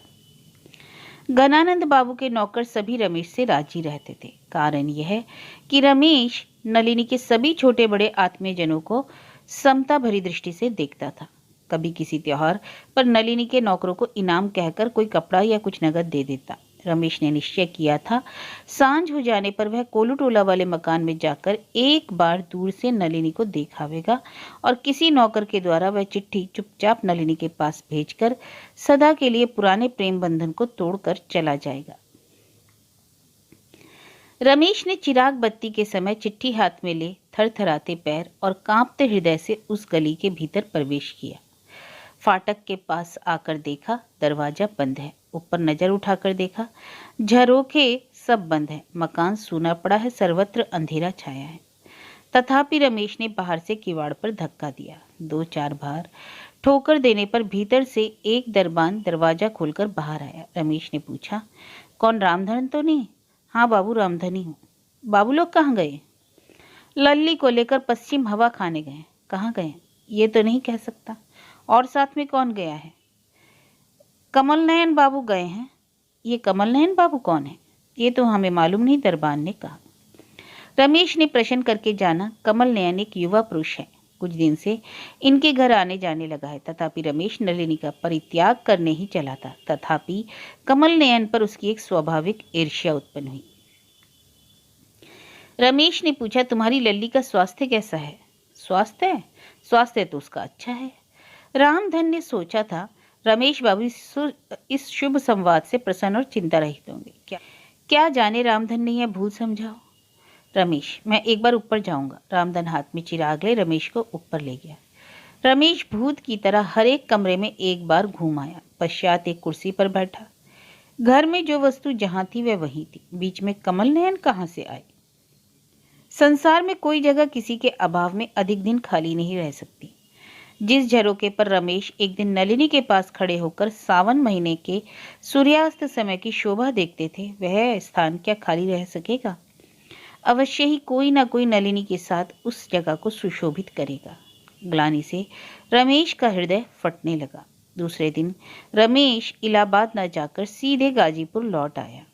रमेश कलकत्ते में प्रायः 1 मास रहकर गाजीपुर आया। यह 1 मास कमला के लिए कुछ कम समय न था। वह नहीं जानती थी कि उसके भाग्य में क्या होने वाला है। उसका हृदय भविष्य परिणाम की चिंता से चूर चूर होने लगा। उषा का प्रकाश देखते ही देखते जैसे प्रातःकाल की धूप निकल आती है, कमला का स्त्री स्वभाव भी वैसे ही थोड़े समय में सोते से जाग उठा। अन्नपूर्णा के साथ यदि उसका घनिष्ठ परिचय ना होता, यदि अन्नपूर्णा का प्रेम रहस्य और वियोग व्यथा उसके हृदय पर प्रतिफलित ना होती, तो ना मालूम कितने दिनों में वह इन बातों का मर्म जान सकती। इधर रमेश के आने में विलंब देखकर अन्नपूर्णा के अनुरोध से चक्रवर्ती ने कमला और रमेश के रहने के लिए शहर के बाहर गंगा के किनारे किराए पर एक मकान ठीक कर रखा। थोड़ा बहुत असबाब भी इकट्ठा करके घर सजाने के लिए रख छोड़ा और घर के आवश्यक काम धंधा करने के लिए दास दासी का भी प्रबंध कर रखा। अनेक दिन विलंब करके रमेश जब गाजीपुर आया, तब चक्रवर्ती के घर में रहने का उसे कोई बहाना न रहा। इतने दिन बाद कमला ने अपने स्वतंत्र घर में प्रवेश किया। मकान के चारों ओर बाग लगाने योग्य जमीन थी। 2 बगली बड़े बड़े शीशम के पेड़ों के भीतर से होकर एक छांवदार सड़क गई। शीतकाल में गंगा के दूर तक हट जाने के कारण गंगा की धार और किनारे के बीच बालू का एक बड़ा सा मैदान हो गया। उस मैदान में जगह जगह किसान लोगों ने गेहूं का खेत बो रखा था। जहां जहां तरबूजे और खरबूजे की लता लगा दी है। घर के दक्षिण सिवाने गंगा के किनारे की तरफ अशोक का एक बहुत बड़ा पेड़ है। उसके नीचे पत्थर का चबूतरा बंधा है।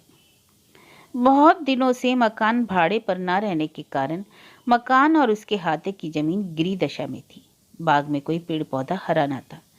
घर भी कूड़े करकटों से भरा था। कमला को यह सब देखकर बुरा न लगा। गृहिणी पद लाभ के आनंद में उसे सब वस्तुएं सुंदर दिखने लगी। कौन घर किस व्यवहार में आएगा, बाग की जमीन में कहाँ कौन पेड़ पौधे लगाए जाएंगे, यह सब उसने मन ही मन ठीक कर लिया। चक्रवर्ती के साथ सलाह करके कमला ने सब जमीन आबाद करने की व्यवस्था की और स्वयं खड़ी होकर उसने रसोई घर का चूल्हा बनवाया और उसके पार्श्ववर्ती भंडार घर में जहां जो परिवर्तन करना जरूरी था, सब ठीक कर लिया। घर के कूड़े करकट को फेंकवाकर सबको झाड़ पोंछ कर साफ करवाया। तिस पर पीछे पीली मिट्टी और गाय के गोबर से लिपवा दिया। जिस जगह को देखने से पहले जी मचलता था, वह अब सुहावनी और लुभावनी लगने लगी। कमला का चित्त घर द्वार की सफाई और फुलवाड़ी की सजावट में बस गया। गृह कार्य में रमणी का जितना जी लगता है, उतना और किसी काम में नहीं। रमेश ने कमला को आज उसी काम में लगा देखा। उसका प्रसन्न मुंह, उसकी गृह कार्य दक्षता देखकर रमेश के मन में एक नवीन आश्चर्य के साथ विशेष हर्ष उत्पन्न हुआ। इतने दिन रमेश ने कमला को अपने घर में स्वच्छंदता पूर्वक ना देखा था। आज उसे जब घर की अधिकारिणी के रूप में देखा, तो उसके सौंदर्य के साथ एक महत्व का चिन्ह भी पाया। उसने कमला के पास आकर कहा, कमला तुम क्या कर रही हो, थक जाओगी? नहीं, मैं नहीं थकूंगी, कमला ने मीठी हंसी हंसकर कहा। रमेश जो उसकी खबर लेने आया, उसकी वह कृतज्ञता स्वीकार कर वह अपने काम में लग गई। कार्यकुशल लोगों में यह एक भारी दोष होता है, वे दूसरे की कार्यकारिता पर निर्भर नहीं करते। उन्हें इस बात का भय लगा रहता है कि जो काम वे अपने हाथ से करेंगे वह दूसरा कोई ठीक से नहीं कर सकेगा। इसलिए रमेश से उसने यह ना कहा कि आप मेरा साथ दो, यह काम आप लोगों का करने का नहीं है, ऐसा ही उसने रमेश से कहा। इतना कहकर कमला घर को अच्छी तरह पोतकर कमर में लपेटे हुए आंचल को कंधे पर डाल सिर पर कपड़ा दे बाहर आई। फुलवारी में कहाँ कौन पेड़ पौधे लगाने चाहिए, इस विषय को लेकर वह चक्रवर्ती साहब के साथ विचार करने लगी। इन्हीं सब बातों में दिन समाप्त हो गया। अब भी 2-1 दिन घर का परिष्कार कुछ बाकी रह गया था। मकान बहुत दिनों से सूना पड़ा था और बंद था। इससे 2-4 दिन खिड़की दरवाजे खुले न रखने से वह रहने योग्य ना होगा। यह सोचकर कमला ने सांझ होने पर चक्रवर्ती के घर में ही रहने का निश्चय किया। इससे रमेश का मन कुछ दुखी हुआ। आज दिन भर वह यही सोचता था कि कब सांझ होगी, घर में चिराग बत्ती जलाऊंगा और कमला के सलज मृदु मुस्कुराहट के आगे अपना हृदय संपूर्ण रूप से निवेदन कर दूंगा। किंतु नए घर के वास में 2-4 दिन के विलंब की संभावना देखकर रमेश दूसरे दिन अपने वकालत संबंधी काम से इलाहाबाद चला गया। आज कमला के नए मकान में अन्नपूर्णा को भोजन का निमंत्रण था। विपिन बिहारी बाबू भोजन के उपरांत जब ऑफिस गए तब अन्नपूर्णा कमला के घर गई। कमला के अनुरोध से चक्रवर्ती उस दिन स्कूल ना गए। अन्नपूर्णा ने अशोक के पेड़ तले रसोई चढ़ा दी। चक्रवर्ती तरकारी बनाने बैठे। उमेश यथासाध्य उन दोनों की सेवा टहल करने लगा। रसोई तैयार हो जाने पर दोनों ने तृप्तिपूर्वक भोजन किया। चक्रवर्ती पान इलायची खाकर घर के भीतर जाकर सोए रहे। इधर दोनों सखियां अशोक की छांव में बैठकर गप करने लगी। इस गप के साथ साथ कमला के हृदय का भाव बदलने लगा। उसकी दृष्टि में यह सृष्टि अब नई सी मालूम होने लगी। 3 बजते बजते अन्नपूर्णा घबरा उठी। उसके पति ऑफिस से आवेंगे। कमला ने उसे जाने का उद्यत देखकर कहा, क्या एक दिन तुम्हारा नियम भंग नहीं हो सकता? अन्नपूर्णा ने कुछ उत्तर न दिया। मुस्कुराकर कमला का चिबुक पकड़कर धीरे से हिला दिया और घर के भीतर जाकर पिता को जगा दिया और कहा, मैं घर जाती हूँ। चक्रवर्ती ने कमला से कहा, बेटी तुम भी चलो। कमला, नहीं, अभी यहाँ कुछ काम करना बाकी है, उसे पूरा करके मैं चिराग बत्ती के समय आऊंगी। चक्रवर्ती अपने पुराने नौकर और उमेश को कमला के पास रखकर आप अन्नपूर्णा को घर पहुंचाने गए। वहां उन्हें कोई काम था। कमला से कह गई कि मेरे लौटने में अधिक विलंब न होगा। कमला अपने घर के शेष कार्य को संपन्न कर चुकी। तब भी थोड़ा दिन बाकी था। वह हाथ पैर धो बदन पर एक कपड़ा डाल अशोक के पेड़ के नीचे आकर बैठी। गंगा में बड़े बड़े जहाज इधर उधर जा आ रहे थे। उसकी शोभा देखने लगी। देखते ही देखते सूर्य अस्त हो गया। ऐसे समय में उमेश एक बहाना करके कमला के पास आ खड़ा हुआ। कहा, माँ, बड़ी देर से आपने पान नहीं खाया। चक्रवर्ती के घर से आते समय मैं पान लेता आया था। यह कहकर उसने एक कागज में लपेटा हुआ पान का बीड़ा कमला के हाथ में दिया। कमला को तब चेत हुआ। सांझ हो गई। वह झट उठ खड़ी हुई। उमेश ने कहा, चक्रवर्ती महाशय ने गाड़ी भेज दी है। कमला गाड़ी में बैठने के पूर्व एक बार घर को देखने के लिए भीतर गई। एक घर में जाड़े के समय आग जलाने के लिए विलायती ढंग की बनी एक अंगीठी थी। उसके पास ही एक मेज पर लैंप जल रहा था। कमला ने उसी मेज के ऊपर एक मुड़े हुए कागज पर पान रखकर अलमारी में से किताब लाने गई। उसी समय एकाएक उसकी नज़र मोड़े हुए कागज पर रमेश के हाथ के लिखे अपने नाम पर पड़ी। कमला ने उमेश से पूछा, यह कागज तूने कहाँ पाया? बाबू के घर के कोने में पड़ा था, मैंने झाड़ू देते समय उठा लिया, उमेश ने कहा। कमला उस कागज को खोलकर पढ़ने लगी।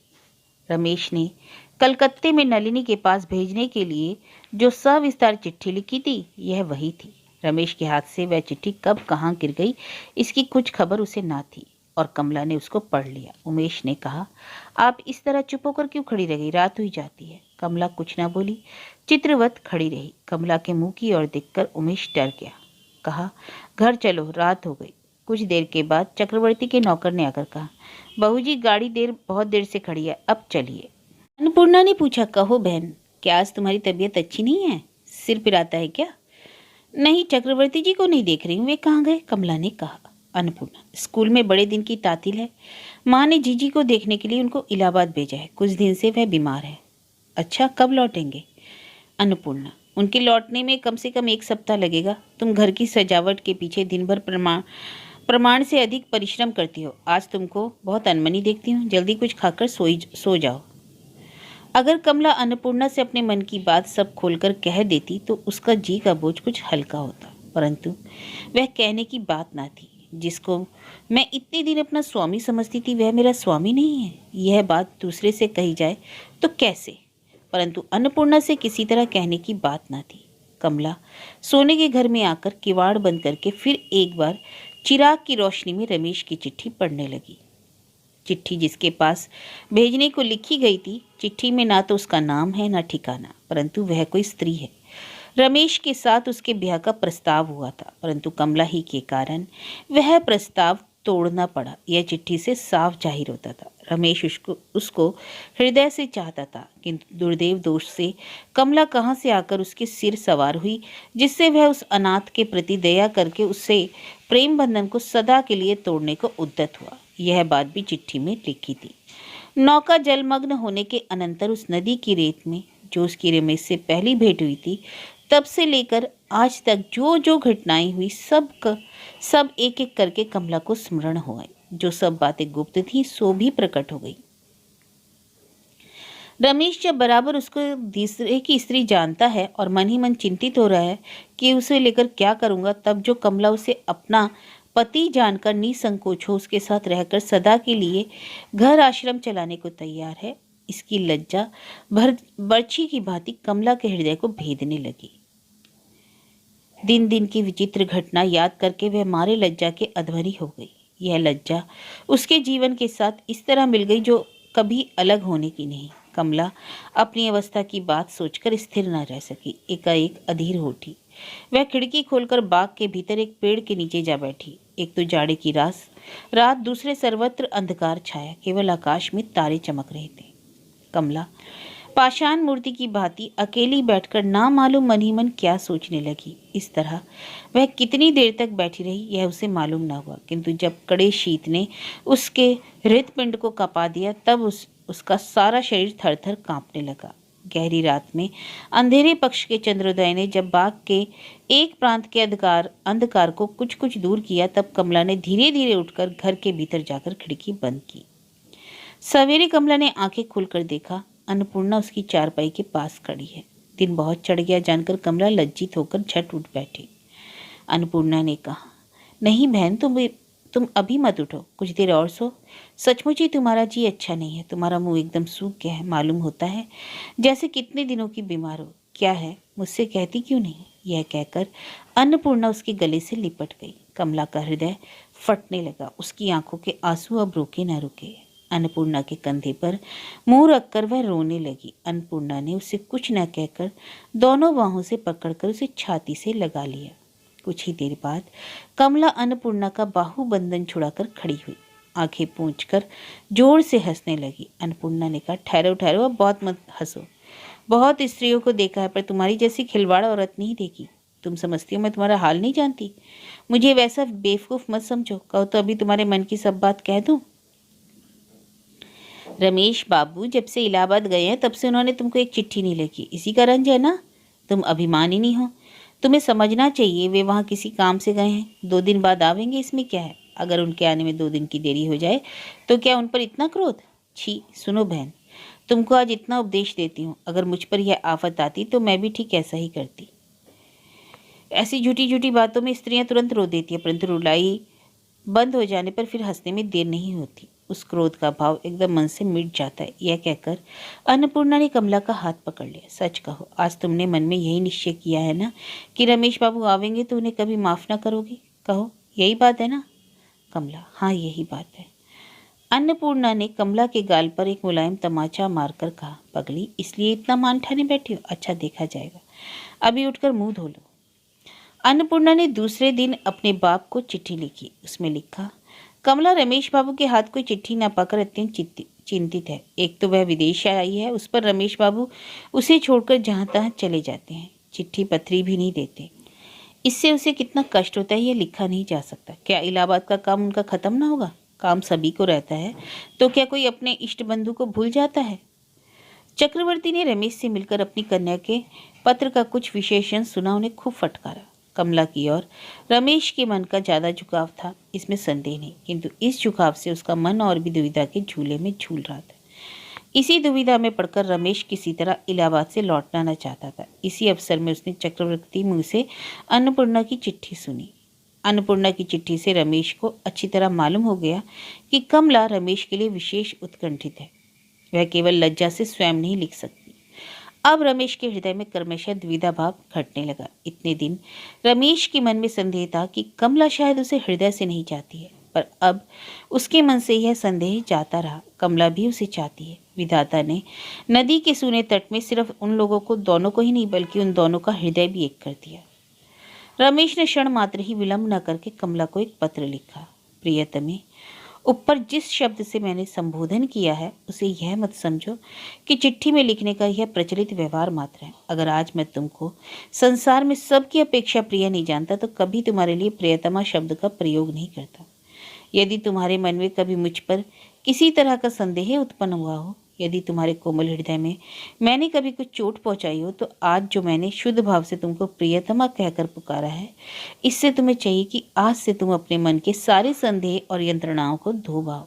इससे बढ़कर तुम्हें विश्वास दिलाने की और कौन बात लिखूं। इसके पूर्व तुम्हारे साथ मैंने सचमुच ऐसे अनेक आचरण किए हैं जिनसे तुम्हें कष्ट होगा। इसके लिए यदि तुम मन ही मन मेरे विरुद्ध कुछ विचार कर रही हो तो मैं कुछ भी उसका प्रतिवाद न करूँगा। इतना ही कहूँगा कि तुम मेरी प्रियतमा हो और तुमसे बढ़कर मेरा कोई प्यारा नहीं। इससे भी यदि मेरे समस्त अपराध और विरुद्ध आचरण का पूरा जवाब ना हो तो किसी तरह होना संभव नहीं। आज तुमको प्रियतमा कहकर मैंने तुम्हारे सब संशय को दूर कर दिया। इस संबोधन से हम सब के प्रेम का बीज अंकुरित हो चला। तुमसे मेरी यही विनती है कि तुम मेरी प्रियतमा हो, इसमें अब संदेह न करो। मेरे कथन पर पूरा विश्वास करो। अगर तुम मेरी इस बात को मन से कबूल कर लोगी तो मुझे किसी संशयात्मक विषय पर तुमसे कुछ पूछने का प्रयोजन न रहेगा। इसके अनंतर तुम्हारा प्रेम मुझ पर है या नहीं, यह पूछने का मुझे साहस नहीं, पूछूंगा भी नहीं। इस मूक प्रश्न का उचित उत्तर एक ना एक दिन तुम्हारे हृदय के भीतर से मेरे हृदय में गुप्त रीति से आ ही जाएगा, इसमें संदेह नहीं। यह मैं अपने प्रेम के जोर से कहता हूँ। मैं अपने प्रेम के बल पर अहंकार नहीं करता, किंतु जिसके लिए मैं हृदय से यह कहूँगा वह क्यों न सिद्ध होगा। मैं भली भांति समझता हूँ कि मैं जो कुछ लिख रहा हूँ वह स्वाभाविक सा नहीं जान पड़ता, बनावटी लगता है।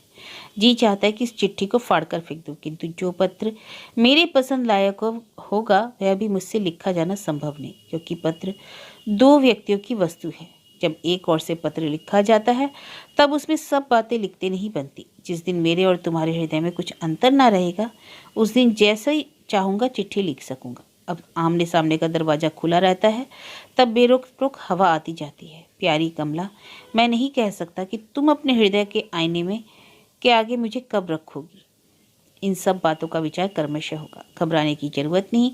जिस दिन तुम यह चिट्ठी पाओगी उसके दूसरे दिन सवेरे ही मैं गाजीपुर पहुंच जाऊंगा। तुमसे मेरा यही अनुरोध है कि गाजीपुर आते ही मैं तुमको नए मकान में देख सकूं। बहुत दिन हम सब मारे मारे फिरे हैं, अब मैं अधीर हो गया हूँ।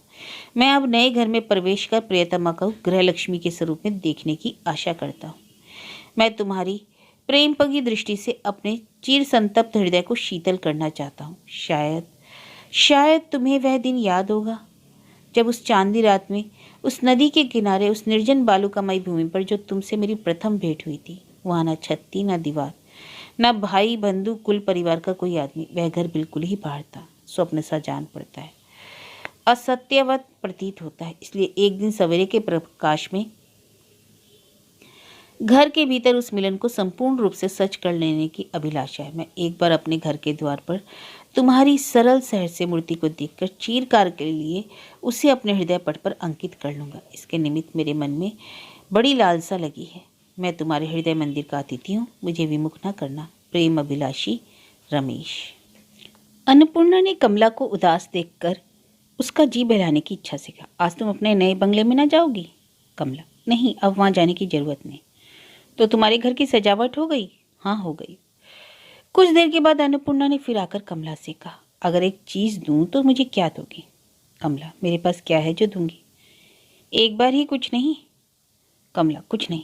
अन्नपूर्णा ने कमला के गाल पर हल्की चपत लगाकर कहा, सच कहती हूँ, जो कुछ तुम्हारे पास थी जान पड़ता है वह एक व्यक्ति को दे चुकी हो, यही बात है ना? कहकर अन्नपूर्णा ने आंचल के भीतर से एक पत्र निकाला। लिफाफे पर रमेश का हस्ताक्षर देखकर कमला का मुंह विवर्ण हो गया। उसने मुंह फेर लिया। अन्नपूर्णा ने कहा, वाह, इसी का नाम नखरा है। बहुत हुआ, अब शांत हो। मैं तुम्हारे मन की सब बात जानती हूँ। इधर तो चिट्ठी झपट कर लेने के लिए मन ही मन अकुला रही हो, उधर मुंह फेरती हो। जब तक मुंह खोलकर पत्र ना मांगूंगी तो दूंगी नहीं। देखो कब तक तुम धीरज धर सकती हो। इसी समय उमा ने खिलौने की गाड़ी में रस्सी बांध उसे खींचते हुए आकर कहा, मौसी। कमला ने झट उमा को गोद में लेकर उसका मुंह बारंबार चूमती हुई सोने के घर में ले गई। गाड़ी खींचने में रुकावट होने के कारण उमा चिल्लाने लगी, किंतु कमला ने उसे नहीं छोड़ा। उसे घर के भीतर ले जाकर नाना प्रकार के प्रलाप वाक्यों से उसका जी बहलाने की चेष्टा करने लगी। अन्नपूर्णा ने ही आकर कहा, अच्छा मैंने हार मानी, तुम्हारी जीत हुई। मैं तो इतनी देर तक अपने को रोक नहीं सकती। तुम धन्य हो, तुम्हारी जैसी औरत ना देखी। वृथा मैं तुम्हें क्यों सताऊं। यह कहकर अन्नपूर्णा उसके बिछौने पर रमेश की चिट्ठी फेंक उमा को उसकी गोद में लेकर चली गई। कमला लिफाफे को हाथ में लेकर बड़ी देर तक सोचती रही। पीछे उसने अचता पचता कर लिफाफा खोला। चिट्ठी के प्रथम 2-4 पंक्ति पर दृष्टि पड़ते ही उसका मुंह लाल हो गया। लज्जा और क्रोध से उसने चिट्ठी को भूमि पर फेंक दिया। जब कुछ देर में उसका चित्त शांत हुआ तो उसने धरती से चिट्ठी उठाकर सब पर डाला।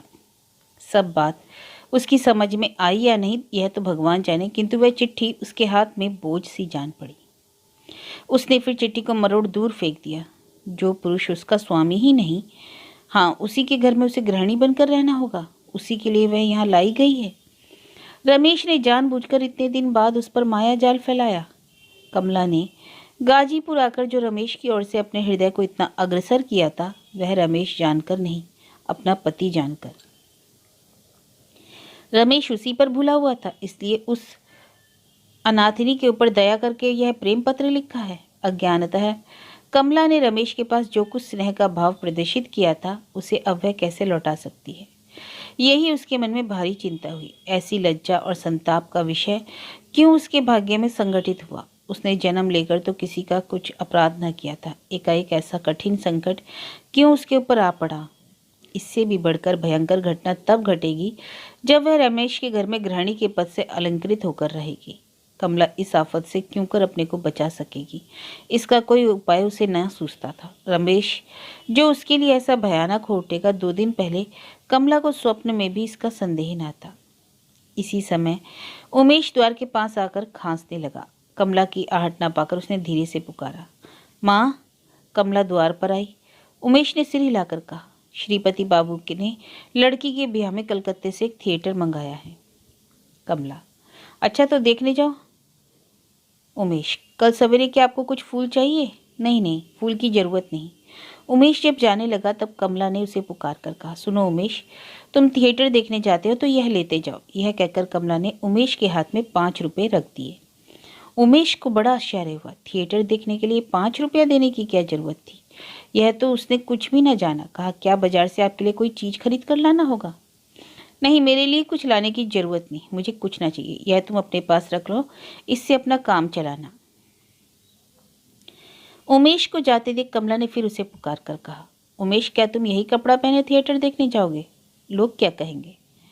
लोग उसका ऐसा भेष देखकर हंसेंगे, वह इस बात को न जानता था। इसी से वह सफ़ेद धोती और चादर पहन ओढ़कर तमाशा देखने के लिए जाना जरूरी न समझता था। कमला का प्रश्न सुनकर उमेश कुछ न बोला, सिर्फ उसके होठ पर हंसी का चिन्ह दिखाई दिया। कमला ने 2 जोड़े रेशमी धोती निकालकर उमेश के आगे फेंक कर कहा, यह लो, यही पहनकर थिएटर देखने जाओ। धोती का चौड़ा और खूब उम्दा पाड़ देखकर उमेश का हृदय आनंद से उमंग उठा। उसने मारे खुशी के कमला के पैरों पर गिरकर प्रणाम किया और पीछे किसी तरह अपनी हंसी को रोककर धीरे धीरे वहां से चल दिया। उमेश के चले जाने पर कमला खिड़की के पास चुपचाप खड़ी हो आंसू बहाने लगी। अन्नपूर्णा ने घर में प्रवेश करके कहा, बहन, क्या अपनी चिट्ठी मुझे न दिखलाओगी।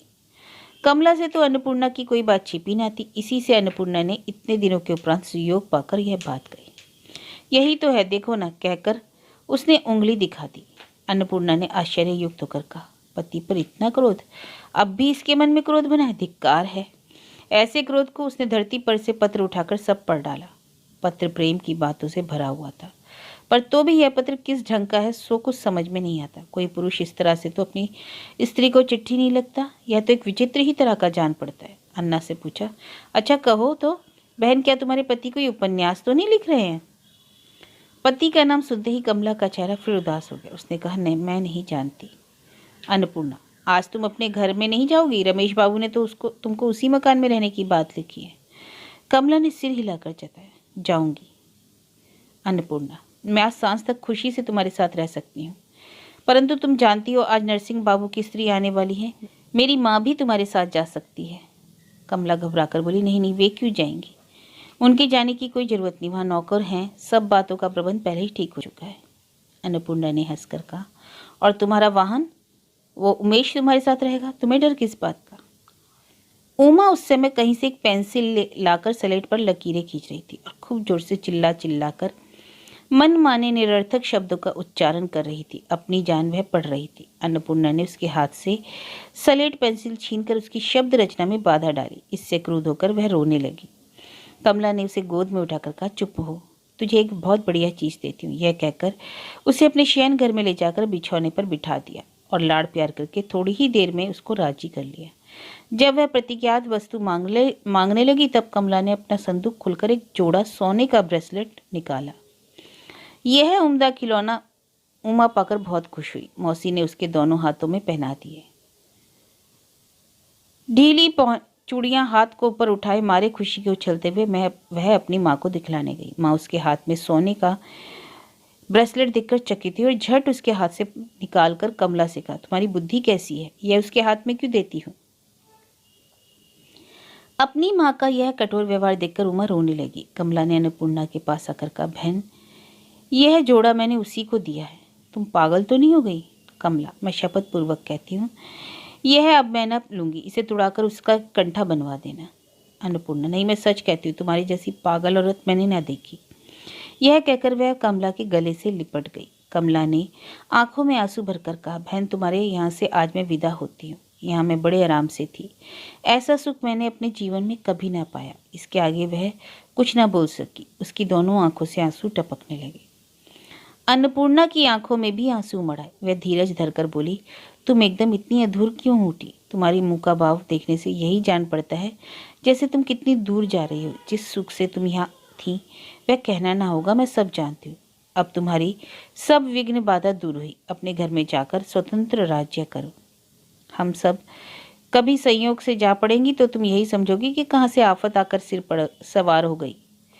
विदा होते समय कमला ने अन्नपूर्णा को प्रणाम किया। अन्नपूर्णा ने आशीर्वाद देकर कहा, कल दोपहर को मैं तुम्हारे घर आऊंगी।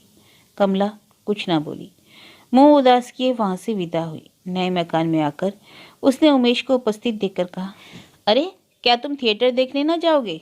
उमेश, आज आप यहाँ रहेंगी तो मैं आपको अकेली छोड़? अरे, उसके लिए तुम चिंता ना करो, तुम थिएटर देखने जाओ, यहाँ रामधन है, अब देर मत करो। उमेश, अभी अभिनय आरंभ होने में विलंब है। कमला, इससे क्या, वहाँ लड़की के ब्याह में अनेक प्रकार के उत्सव होते होंगे, सब अच्छी तरह देखा। इस विषय में उमेश को अधिक उत्साहित करने की आवश्यकता न थी। जब वह जाने लगा तब कमला ने फिर उसे पुकारा, देखो, चक्रवर्ती जी के आने पर तुम।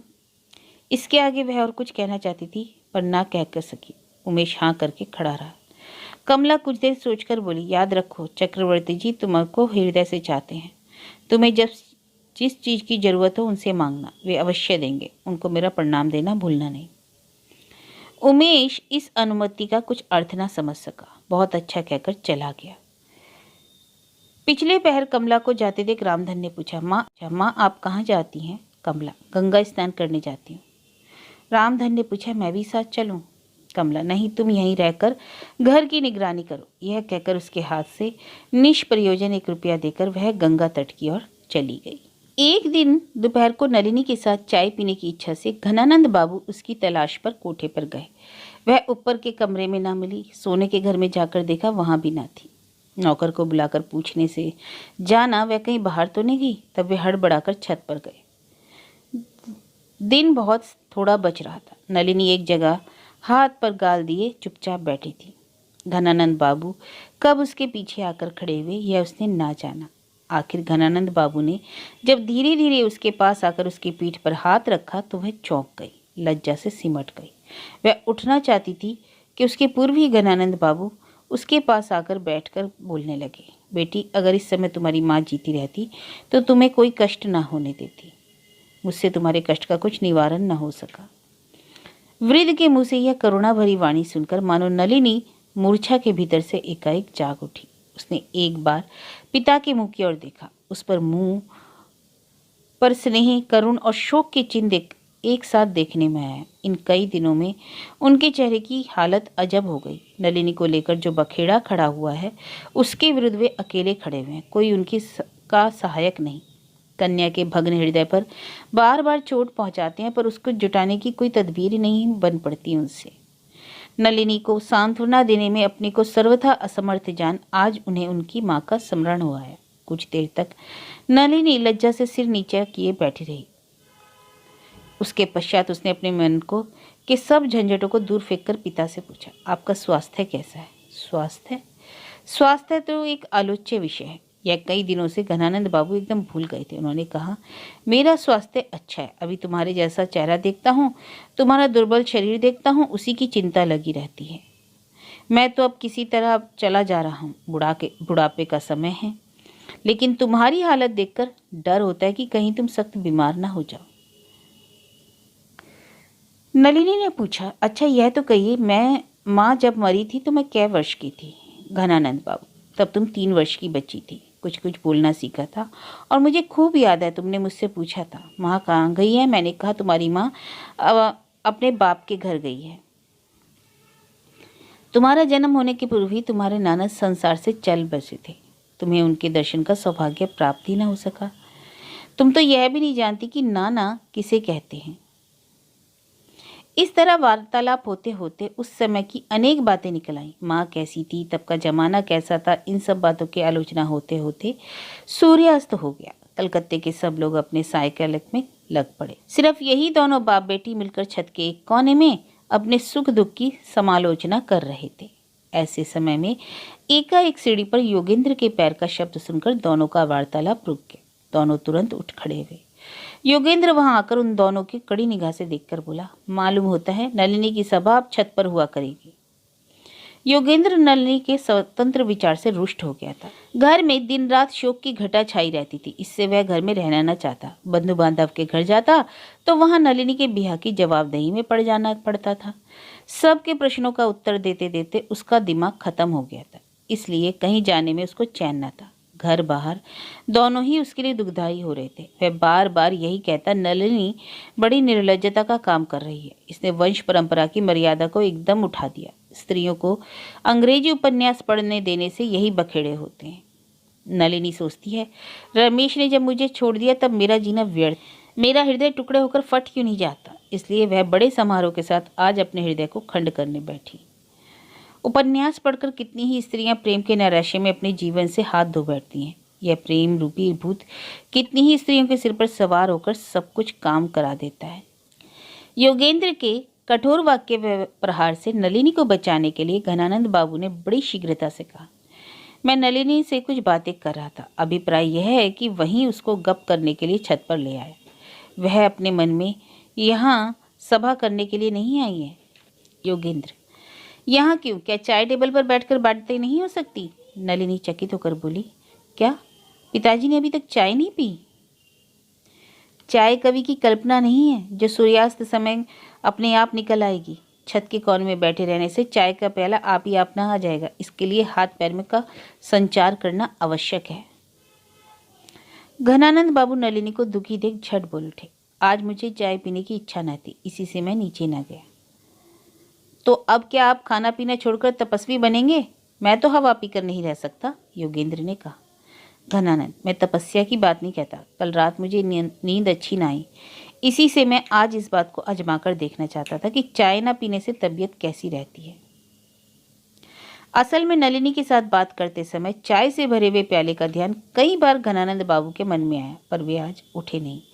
बहुत दिनों के बाद आज नलिनी के साथ स्वस्थ भाव से बात कर रहे थे। घनानंद बाबू का हृदय वात्सल्य से भर गया था, इसलिए वह बराबर उससे बात करना चाह रहे थे। किंतु पिताजी का बहाना सुनकर नलिनी ने स्वयं कहा, चलिए पिताजी, चाय पीने चलिए। घनानंद बाबू उसी घड़ी निद्रा न आने की बात भूलकर टेबल की तरफ दौड़े। चाय घर में प्रवेश करने के साथ ही घनानंद बाबू ने देखा कि वहां पर अक्षय कुमार भी बैठा है। इससे उनके मन में कुछ दुख हुआ। उन्होंने सोचा कि नलिनी का चित्त प्रसन्न है, किंतु अक्षय को देखकर कहीं फिर से तबीयत खराब ना हो जाए। पर अब कोई उपाय भी नहीं है। कुछ ही देर में नलिनी भी वहां आ पहुंची। अक्षय देखते ही उठ खड़ा हुआ। योगेंद्र, अब मैं जाता हूँ, नलिनी ने कहा। क्यों अक्षय बाबू, इतनी जल्दी क्या है? क्या घर में कोई काम है? एक प्याला चाय पी लीजिए तो जाइएगा। नलिनी की सभ्य अर्थना से घर के सब लोग अचंभे में पड़ गए। अक्षय ने फिर आसन ग्रहण करके कहा, आपके परोक्ष में 2 प्याला चाय पी चुका हूँ। अगर कोई ज्यादा हट करे तो अभी भी 2 प्याला और चाय पी सकता हूँ। नलिनी ने हंसकर कहा, चाय पीने के लिए तो किसी दिन आपसे हट करना ही नहीं पड़ा। अच्छी चीज का मैं प्रयोजन ना रहते भी निरादर नहीं करता। ईश्वर ने मुझे इतनी बुद्धि तो दी है। योगेंद्र, तुम्हारी ऐसी श्रद्धा देखकर अच्छी चीज भी जिसमें तुम्हें बेकार जान कभी तुम्हारा अपमान ना करे, यही मैं तुम्हें आशीर्वाद देता हूँ। बहुत दिनों के बाद आज घनानंद बाबू की चाय टेबल के पास बातचीत का ऐसा ठाठ जमा है। बहुत दिन से नलिनी हंसी की बात निकल आने पर भी केवल मुस्कुराती थी। उसकी हंसी होठों से बाहर ना होने पाती थी, परंतु आज वह बात बात में खिलखिला उठती थी। उसके इस कोमल व्यवहार से यह जान पड़ता था कि यह वही नलिनी है। घनानंद बाबू अत्यंत प्रसन्न होकर हंसने लगे। बहुत दिनों के बाद आज उन्होंने नलिनी को इस तरह से प्रसन्न देखा। उनके मन में से एक भारी बोझ हट गया। आज इस चायपान की सभा शीघ्र भंग न होती, किंतु नलिनी आज यथा समय बाल ना सवार चुकी थी, इसलिए बाल सवारने चली गई। अक्षय भी एक जरूरी काम का बहाना करके बाहर चला गया। योगेंद्र ने घनानंद बाबू से कहा, अब विलंब न कीजिए, जैसे हो नलिनी को बिहा दीजिए। घनानंद बाबू कुछ उत्तर न दे सके, योगेंद्र के मुंह की ओर देखने लगे। योगेंद्र ने फिर कहा, रमेश के साथ नलिनी का ब्याह क्यों ना हुआ, इस बात को लेकर समाज में तरह तरह की बातें हो रही हैं। मैं कहाँ तक किस तरह की सबका मुंह बंद करता फिरूंगा? अकेले कितने लोगों के प्रश्न का उत्तर दे सकूंगा? अगर सब बात खुलासा करने में कोई बाधा न रहती तब तो मैं सबका मुंह तोड़ जवाब देता, लेकिन नलिनी के स्वतंत्र विचार की बात सोचकर चुप ही रहना पड़ता है। अब युक्ति से काम निकालना होगा। उस दिन मैंने अखिल चंद्र को खूब ही फटकारा था। सुना है कि वह नलिनी के विषय में जो चाहे बकता फिरता है। अगर नलिनी का विवाह शीघ्र हो जाए तो सब बखेड़ा मिट जाए। मेरी बात सुनिए, अब विलंब ना कीजिए। किंतु ब्याह किसके साथ होगा योगेंद्र? घनानंद बाबू ने पूछा। योगेंद्र, एक व्यक्ति है जो बात सर्वविख्यात हो चुकी है, उससे तो वर मिलना असंभव है। केवल यह एक अक्षय बेचारा ही है, इसे कोई उजरना होगा। ब्याह करने को कहिएगा तो ब्याह कर लेगा, कोई भी गोली खाने को कहिएगा तो गोली भी खा जाएगा। घनानंद, योगेंद्र, तुम पागल तो नहीं हो गए हो? क्या अक्षय कुमार के साथ नलिनी कभी ब्याह कर सकेगी? अगर आप कुछ ना बोले तो मैं उसे राजी कर सकता हूँ। नहीं नहीं योगेंद्र, तुम नलिनी को उसके लिए विवश मत करो। तुम उसे भय दिखाकर कष्ट देकर अस्थिर मत करो। अभी कुछ दिन उसे स्थिर रहने दो। वह बेचारी जन्म ही की दुखिया है, बहुत कष्ट भोग चुकी है। विवाह का अभी बहुत समय है। योगेंद्र, मैं उसे कुछ भी कष्ट ना दूंगा, ना किसी तरह का भय दिखाऊंगा, और जहां तक हो सकेगा बड़ी सावधानी और कोमलता के साथ काम करूंगा। क्या आप समझते हैं कि मैं बिना झगड़े के कोई बात बोल नहीं सकता? योगेंद्र बहुत जल्दबाज आदमी था। उस दिन संध्या समय जब नलिनी बाल बांधकर बाहर आई, तब योगेंद्र ने ही उसे पुकार कर कहा, नलिनी, तुमसे एक बात कहनी है। सुनते ही नलिनी की छाती धड़क उठी। वह योगेंद्र के पीछे धीरे धीरे आकर कमरे में बैठी। योगेंद्र ने कहा, नलिनी, बाबूजी के शरीर की अवस्था जैसे दिन पे दिन खराब होती जाती है, यह तुम देख ही रही हो। नलिनी के मुंह से कुछ उद्वेग का चिन्ह दिखाई दिया। वह कुछ बोली नहीं। योगेंद्र, अगर इसका कुछ विशेष यत्न ना किया जाएगा तो वे सख्त बीमार पड़ जाएंगे। नलिनी समझ गई कि पिता के इस अस्वास्थ्य का दोष भी अब उसी के माथे मढ़ा जाता है। वह सिर नीचा करके इस बात को सोचने लगी। योगेंद्र, जो हो गया सो हो गया, बीती भाई बिसार दे, अब आगे की सुधि ले। उन बातों की चर्चा अब एकदम छोड़ देनी होगी। अगर इस समय तुम बाबूजी के मन को संपूर्ण रूप से स्वस्थ रखना चाहो तो जहां तक हो सके अपने मन की दुर्वासना को शीघ्र निर्मूल कर डालो। यह कहकर योगेंद्र उत्तर पाने की आशा से नलिनी के मुंह की ओर देखने लगा। नलिनी लज्जा से सिर झुकाए बोली, मैं इन बातों के लिए बाबूजी को कभी नाराज करूंगी? यह तो संभव नहीं। योगेंद्र, मैंने माना कि तुम उन्हें नाराज ना करोगी, किंतु इससे और लोग तो चुप ना रह सकेंगे। तो मैं क्या कर सकती हूँ, आप ही कहिए। चारों ओर जो ये भांति भांति की गप्पे उड़ रही हैं, उन्हें रोकने का तो एक ही मात्र उपाय है। योगेंद्र ने जो उपाय मन में सोच रखा है, नलिनी उसका अनुभव कर झट बोल उठी। कुछ दिन के लिए बाबूजी को लेकर पश्चिम प्रदेश में भ्रमण करना क्या लाभदायक ना होगा? 2-4 महीने इधर उधर घुमाने से सब बातें ठंडी पड़ जाएंगी। योगेंद्र, इससे भी जैसा चाहिए फायदा ना होगा। तुम्हारे मन में कोई दुख नहीं। इस बात का जब तक बाबूजी को पूरा निश्चय न होगा तब तक उनके मन में बर्छी चुभती रहेगी। उतने दिन वे किसी प्रकार स्वस्थ नहीं हो सकते। योगेंद्र, इससे भी जैसा चाहिए फायदा ना होगा। तुम्हारे मन में कोई दुख नहीं। इस बात का जब तक बाबूजी को पूरा निश्चय ना होगा उनके मन में बर्छी चुभती रहेगी। उतने दिन वे किसी प्रकार स्वस्थ नहीं हो सकते। नलिनी की आंखों में आंसू भरा। उसने झट आंखें पोंछ डाली और बोली, तो आप क्या फरमाते हैं? योगेंद्र, मैं जानता हूँ यह बात सुनने में तुम्हें कठोर मालूम होगी, परंतु यदि तुम सब और की भलाई चाहती हो तो अब अपना विवाह करने में विलंब ना करो। नलिनी कुछ ना बोली, चुप ही रही। योगेंद्र अपनी अधीरता को ना रोक सका। बोला, नलिनी, तुम सब कल्पना के द्वारा छोटी बात को बड़ी करने ही में अपनी प्रशंसा समझती हो। तुम्हारे ब्याह के संबंध में जैसा कुछ गोलमाल उपस्थित हुआ है ऐसा तो कितनी ही स्त्रियों का होता है, परंतु वह झटपट निपट जाता है। नहीं तो उस बात को लेकर घर घर में उपन्यास बनने लगे, तब फिर इससे उद्धार पाने की कोई आशा नहीं रहती। तुमको इन बातों से भले ही लज्जा या ग्लानि ना हो, पर हम सबको तो भाई लज्जा से के मारे जाते हैं। जिससे मेरे घर की बात लेकर किसी को उपन्यास बनाने का अवसर प्राप्त ना हो, ऐसा शीघ्र करना चाहिए। मेरा विचार सुनो, किसी अच्छे कुलीन वर से ब्याह करके इस पचड़े को समाप्त करो।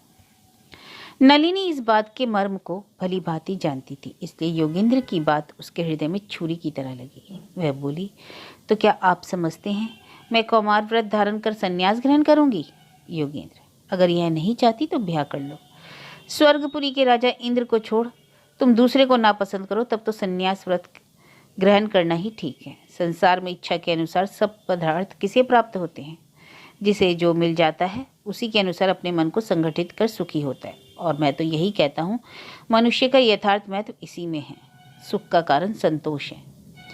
नलिनी ने मर्माहत होकर कहा, आप ऐसी बात क्यों बोलते हैं? मैंने आपसे पसंद या नापसंद की तो कभी बात नहीं कही है। योगेंद्र, कही तो नहीं, पर लक्षण से तो जान पड़ता है। कभी कभी देखता हूँ तुम निष्कारण या किसी अन्याय कारणवश अपने किसी हितैषी बंधु के साथ तुरंत बिगड़ बैठती हो। उस पर विद्वेष भाव प्रकट करने में तुम्हें जरा भी कुंठा नहीं होती। किंतु यह बात तुम्हें स्वीकार करनी पड़ेगी कि अब तक जितने लोगों से तुम्हारी भेंट मुलाकात हुई है उनमें एक ही शख्स ऐसा है जो तुम्हारे सुख दुख और मान अपमान में सदा एक सा बर्ताव रखता है। इस कारण मैं उस पर मन ही मन बड़ी श्रद्धा करता हूँ। वह तुमको सुखी करने के लिए प्राण तक दे सकता है। यदि ऐसा स्वामी चाहो तो कहीं खोजना ना होगा, और काव्य का नायक चाहो तो। नलिनी खड़ी होकर बोली, यह आप क्या कहते हैं? ऐसी बात ना कहें। बाबूजी जो मुझे आज्ञा देंगे उसका मैं अवश्य पालन करूंगी। यदि उनकी बात ना मानूंगी तो आप भले ही काव्य की बात छेड़िएगा। योगेंद्र ने तुरंत कोमल स्वर में कहा, बहन क्रोध मत करो। तुम जानती ही हो जब मेरी तबीयत बिगड़ती है तब मेरा दिमाग ठीक नहीं रहता। जो मेरे जी में आता है बक जाता हूँ। बचपन से ही तो देखता आता हूँ। क्या मैं नहीं जानता लज्जा का अंश तुम में कितना अधिक है और बाबूजी पर तुम्हारी कितनी श्रद्धा और भक्ति है? यह कहकर योगेंद्र घनानंद बाबू के कमरे में चला गया। योगेंद्र अपनी बहन के साथ ना मालूम कैसी बातें कर रहा है। घनानंद बाबू अपने कमरे में बैठे मन ही मन इस बात को सोचकर उद्विग्न हो रहे थे, और उन दोनों में क्या बातचीत हो रही है यह जानने के लिए वह जाना भी चाहते थे। इतने में योगेंद्र उनके सामने आ खड़ा हुआ। घनानंद उसका मुंह देखने लगे। योगेंद्र ने कहा, नलिनी ब्याह करने को राजी है। आप समझते होंगे मैंने जिद करके उसे राजी किया होगा, पर आप ऐसा ख्याल ना करें। अब एक बार आपके कहने ही से वह अक्षय के साथ ब्याह कहने में कोई उज्र ना करेगी। तो क्या मुझे कहना पड़ेगा? घनानंद बाबू ने कहा। योगेंद्र, आप ना कहेंगे तो क्या वह स्वयं आकर कहेगी मैं अक्षय कुमार से ब्याह करूंगी? आप अपने मुंह से कहने में शर्माते हो तो मुझे हुक्म दीजिए, मैं आपकी आज्ञा उसे सुना दूंगा। घनानंद बाबू, नहीं नहीं, जो बात मुझे कहनी होगी स्वयं कहूँगा। इतना जल्दी करने की क्या जरूरत है? मेरी सलाह सुनो तो कुछ दिन ब्याह की बात मुलतवी रखो। योगेंद्र, नहीं बाबूजी, अब विलंब करने में कुशल नहीं। इस तरह बहुत दिन न चलेगा, अनेक विघ्न उपस्थित होंगे। योगेंद्र की जिद के आगे किसी घर वाले का कुछ वश नहीं चलता। वह जिस काम पर अड़ जाता है बिना उसे किए नहीं छोड़ता। इस कारण घनानंद उससे डरते थे। उन्होंने बात टाल देने की इच्छा से कहा, अच्छा मैं कहूँगा। योगेंद्र, कहने का आज ही अच्छा मौका है।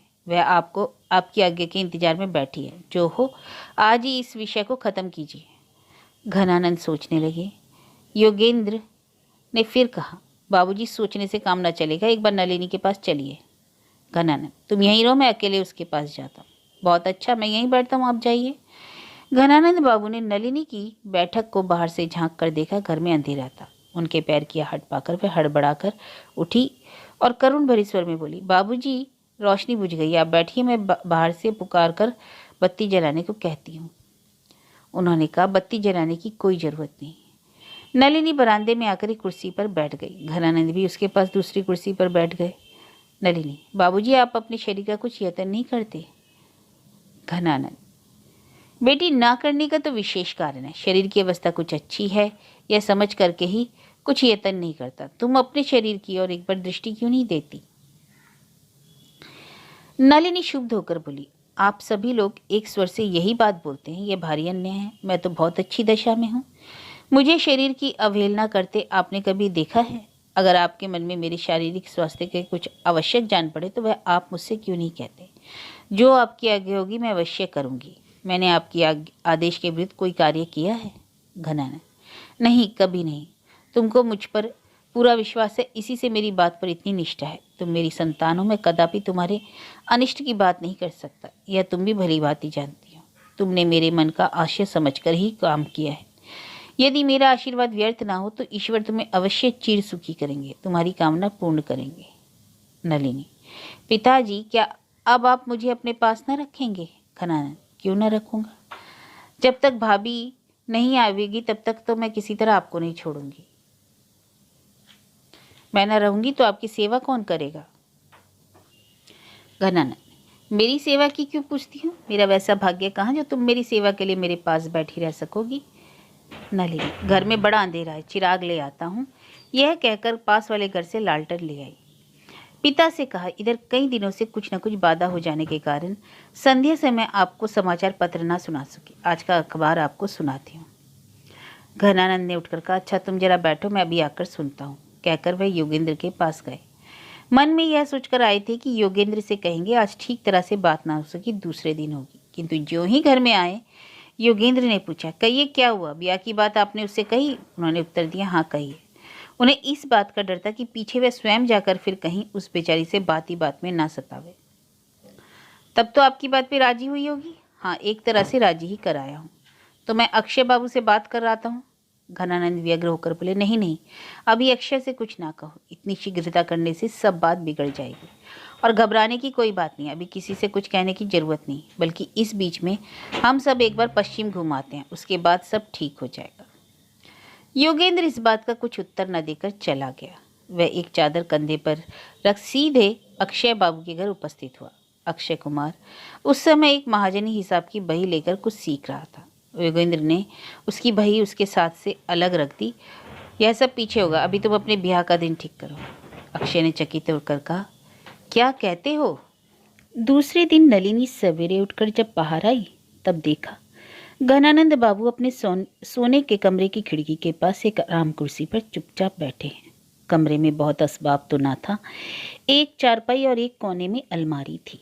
सामने दीवार में घनानंद बाबू की स्वर्गीय धर्मपत्नी का बहुत पुराना चित्र था और उसी के पास उनकी स्त्री के बनाए पशम के गुलबंद आदि रखे थे।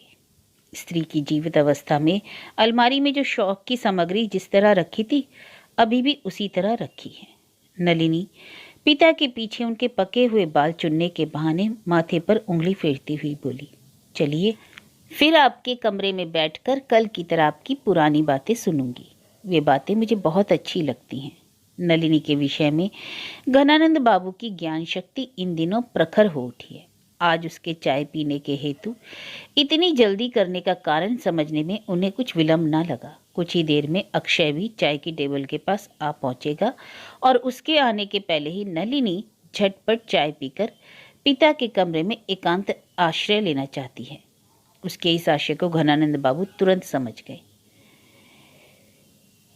उन्होंने नीचे जाकर देखा नौकर ने अब तक चाय नहीं बनाई, इसलिए वे जरा रुष्ट हुए। नौकर ने यह समझाने की व्यर्थ चेष्टा की कि आज वे नियत समय से पूर्व ही आ गए हैं, किंतु वे उसकी बात अनसुनी कर कहने लगे, मेरे नौकर नवाब हो गए हैं, उनको जगाने के लिए और एक नौकर की जरूरत हुई है। इस तरह वे कितनी ही बातें कह गए। नौकर झटपट तैयार कर चाय उनके सामने ले आया। घनानंद बाबू और दिन जिस तरह बातचीत करते करते बड़ी शांति से चाय का रसवादन करते हुए चाय पीते थे, आज वैसा न करके एकदम प्याला खाली करने लगे। नलिनी कुछ आश्चर्य करके बोली, बाबूजी क्या आज आपको कहीं बाहर जाना है? घनानंद, नहीं तो जाड़े के दिनों में गर्म चाय एकदम पी लेने से तुरंत पसीना निकल आता है, इससे शरीर हल्का हो जाता है। लेकिन घनानंद बाबू के शरीर से पसीना आने के पहले ही योगेंद्र अक्षय को लिए आ पहुंचा। आज अक्षय का वेश विन्यास और दिनों की अपेक्षा विलक्षण था। हाथ में चांदी की मूठ वाली छड़ी और सीने के एक और घड़ी की सुनहरी चैन झूल रही थी। उसके बाएं हाथ में एक बादामी कागज में लपेटी हुई किताब थी। और दिन अक्षय टेबल के जिस भाग में बैठता था, आज वह वहां ना बैठा। आज वह नलिनी के पास ही एक कुर्सी खींचकर बैठ गया और मुस्कुराकर कहने लगा, आज आपकी घड़ी कुछ तेज चलती है। नलिनी ने ना अक्षय के मुंह की ओर देखा और ना उसकी बात का कुछ जवाब ही दिया। घनानंद ने नलिनी से कहा, बेटी ऊपर तो चलो, जरा मेरी गर्म पोशाक को एक बार धूप दिखा दो। योगेंद्र, बाबूजी धूप तो कहीं भागी नहीं जा रही, फिर इतनी जल्दी क्यों? नलिनी, अक्षय को एक प्याला चाय दो और मुझे भी, पर पहले अतिथि का सत्कार होना उचित है। अक्षय ने हंसकर नलिनी से कहा, कर्तव्य पालन के लिए आपने इतना बड़ा आत्मत्याग देखा है, ये तो दूसरे सर फिलिप सिडनी हैं। नलिनी ने अक्षय की बात पर कुछ ध्यान न देकर 2 प्यालों में चाय भरी, एक योगेंद्र को दिया और दूसरा प्याला अक्षय के आगे बढ़ाकर घनानंद बाबू के मुंह की ओर देखा। घनानंद ने फिर कहा, धूप तेज हो जाने से कष्ट होगा, अब चलो। योगेंद्र, कपड़ों को फिर कभी धूप दिखा देना, अक्षय बाबू आए हैं। घनानंद बाबू कुछ तीव्र होकर बोले, तुम सब बातों में दखल देते रहते हो। तुम अपनी जिद के आगे दूसरे का भला बुरा कुछ नहीं समझते। दूसरे को मर्मांतिक कष्ट देकर भी अपनी बात रखने में बहादुरी समझते हो। मैं बहुत दिनों तक चुपचाप सहन करता रहा, पर अब मुझसे बर्दाश्त ना हो सकेगा। चलो बेटी, हम तुम ऊपर वाले कमरे में ही चाय पियेंगे। यह कहकर घनानंद बाबू नलिनी को साथ ले ऊपर जाने को उद्यत हुए। नलिनी ने गंभीरतापूर्वक कहा, बाबूजी जरा और बैठिए, आज आपने अच्छी तरह चाय नहीं पी। अक्षय बाबू, क्या मैं पूछ सकती हूँ कि कागज में मुड़ा हुआ यह क्या रहस्य है? आप सिर्फ पूछ ही नहीं सकती, बल्कि आप उसे खोल भी सकती हैं।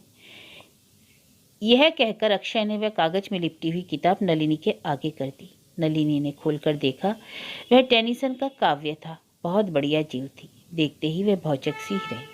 उसका चेहरा जर्द हो गया। ठीक ऐसी ही पुस्तक और ऐसी ही जिल्द वाली वह रमेश के उपहार में पा चुकी है, और वह आज भी नलिनी के सोने के कमरे की दराज में बड़े आदर के साथ गुप्त रीति से रखी है। योगेंद्र ने कुछ हंसकर कहा, रहस्य अब भी प्रकट नहीं हुआ?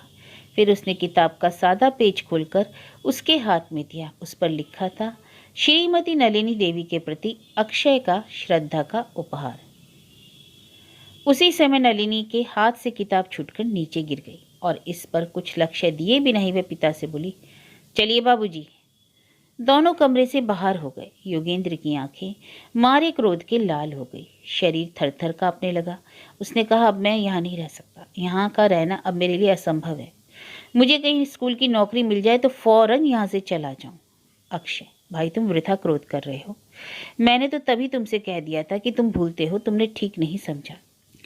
पर बार बार तुम्हारे आश्वासन देने और आग्रह करने पर मैं अपने सिद्धांत से विचलित हुआ। परंतु मैं तुमसे सच कहता हूँ कि नलिनी का मन कभी मेरे अनुकूल नहीं हो सकता। वह कभी मुझे अंगीकार नहीं करेगी, यह तुम निश्चय जानो।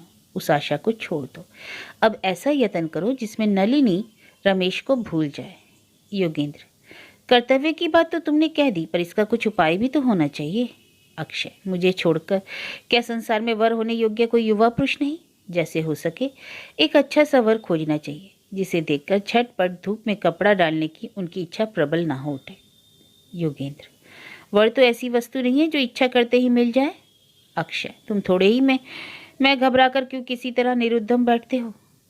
मैं तुमको योग्य वर का पता बता सकता हूँ, परंतु शीघ्रता करने से काम ना होगा। पहले ही से विवाह का प्रस्ताव सुनाकर कन्या और वर को सशंकित करने में काम न चलेगा। पहले धीरे धीरे दोनों में घनिष्ठता होने दो और फिर दोनों के मन का भाव समझकर ब्याह का दिन स्थिर करना।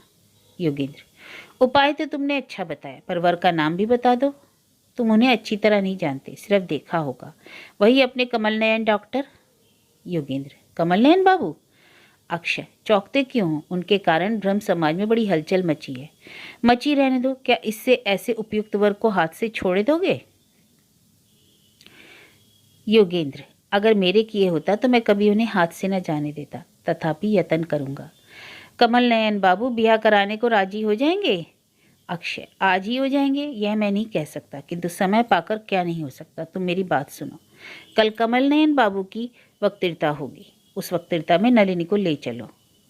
उनकी बातें बड़ी मनोहारिणी होती हैं। स्त्रियों को चित्त आकर्षित करने के लिए ये वक्तृता शक्ति बड़े काम की चीज है। हाय रे, अनभिज्ञ स्त्रियां नहीं समझती कि वक्तापति की अपेक्षा श्रोतापति कहीं अच्छा होता है।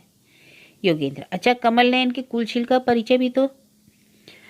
देखो योगेंद्र, यदि उनके कुलशील के इतिहास में कुछ खोट भी हो तो उसके लिए तुम विशेष चिंतित ना होना। एक छोटा सा नुक्स होने से बड़े बड़े मूल्यवान पदार्थ सुलभ हो जाते हैं, तो मैं तो इसे लाभ ही समझता हूँ। अक्षय ने कमल नयन के कुलशील का जो वर्णन किया उसका संक्षिप्त वृतांत इतना ही है कि कमल नयन के बाप राजवल्लभ फरीदपुर जिले के छोटे से जमींदार थे।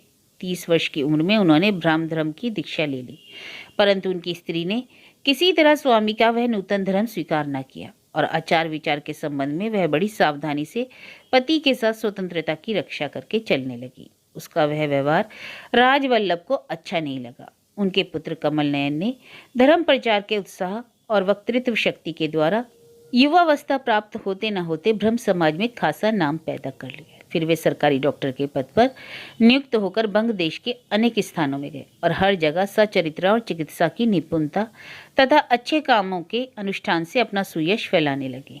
इसी बीच एक नई घटना हो गई। वृद्धावस्था में राजवल्लभ एक विधवा के साथ ब्याह करने के लिए सहसा उन्मत्त हो उठे। कोई उन्हें रोक न सका। वे कहने लगे, मेरी वर्तमान स्त्री सच्ची सहधर्मिणी नहीं है। जिसके साथ धर्म में, मत में, व्यवहार में और मानसिक विचार में मिलान है, हृदय की एकता है, उसको स्त्री रूप में ग्रहण न करे तो बड़ा अन्याय होगा।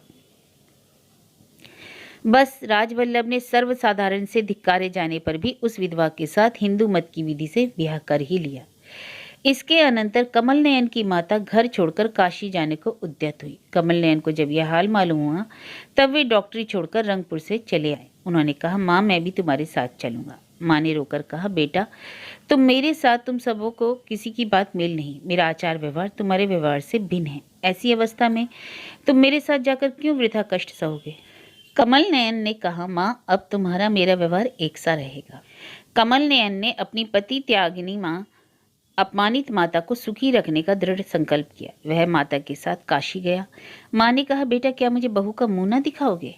कमल नयन बड़े संकट में फंसा और बोला, अभी क्या जरूरत है, समय आने पर देखा जाएगा। माँ ने समझा बेटा बहुत कुछ त्याग स्वीकार कर देने आया है, किंतु ब्रह्म समाज के बाहर ब्याह करना नहीं चाहता। तब उसने व्यथित होकर कहा, वत्स मेरे लिए तुम सन्यासी होकर रहो, यह कभी नहीं हो सकता। तुम्हारा जहाँ ब्याह करने की इच्छा हो करो, मैं उसमें बाधा ना दूंगी। कमल नयन ने एक दिन सोच विचार कर कहा, माँ तुम जैसा चाहती हो वैसी ही बहू लाकर मैं तुम्हारी सेवा में नियत कर दूंगा। मैं ऐसी बहू कभी घर में न लाऊंगा जो तुम्हारी बात ना सुने और तुम्हारी इच्छा के विरुद्ध काम कर तुम्हें दुख दे।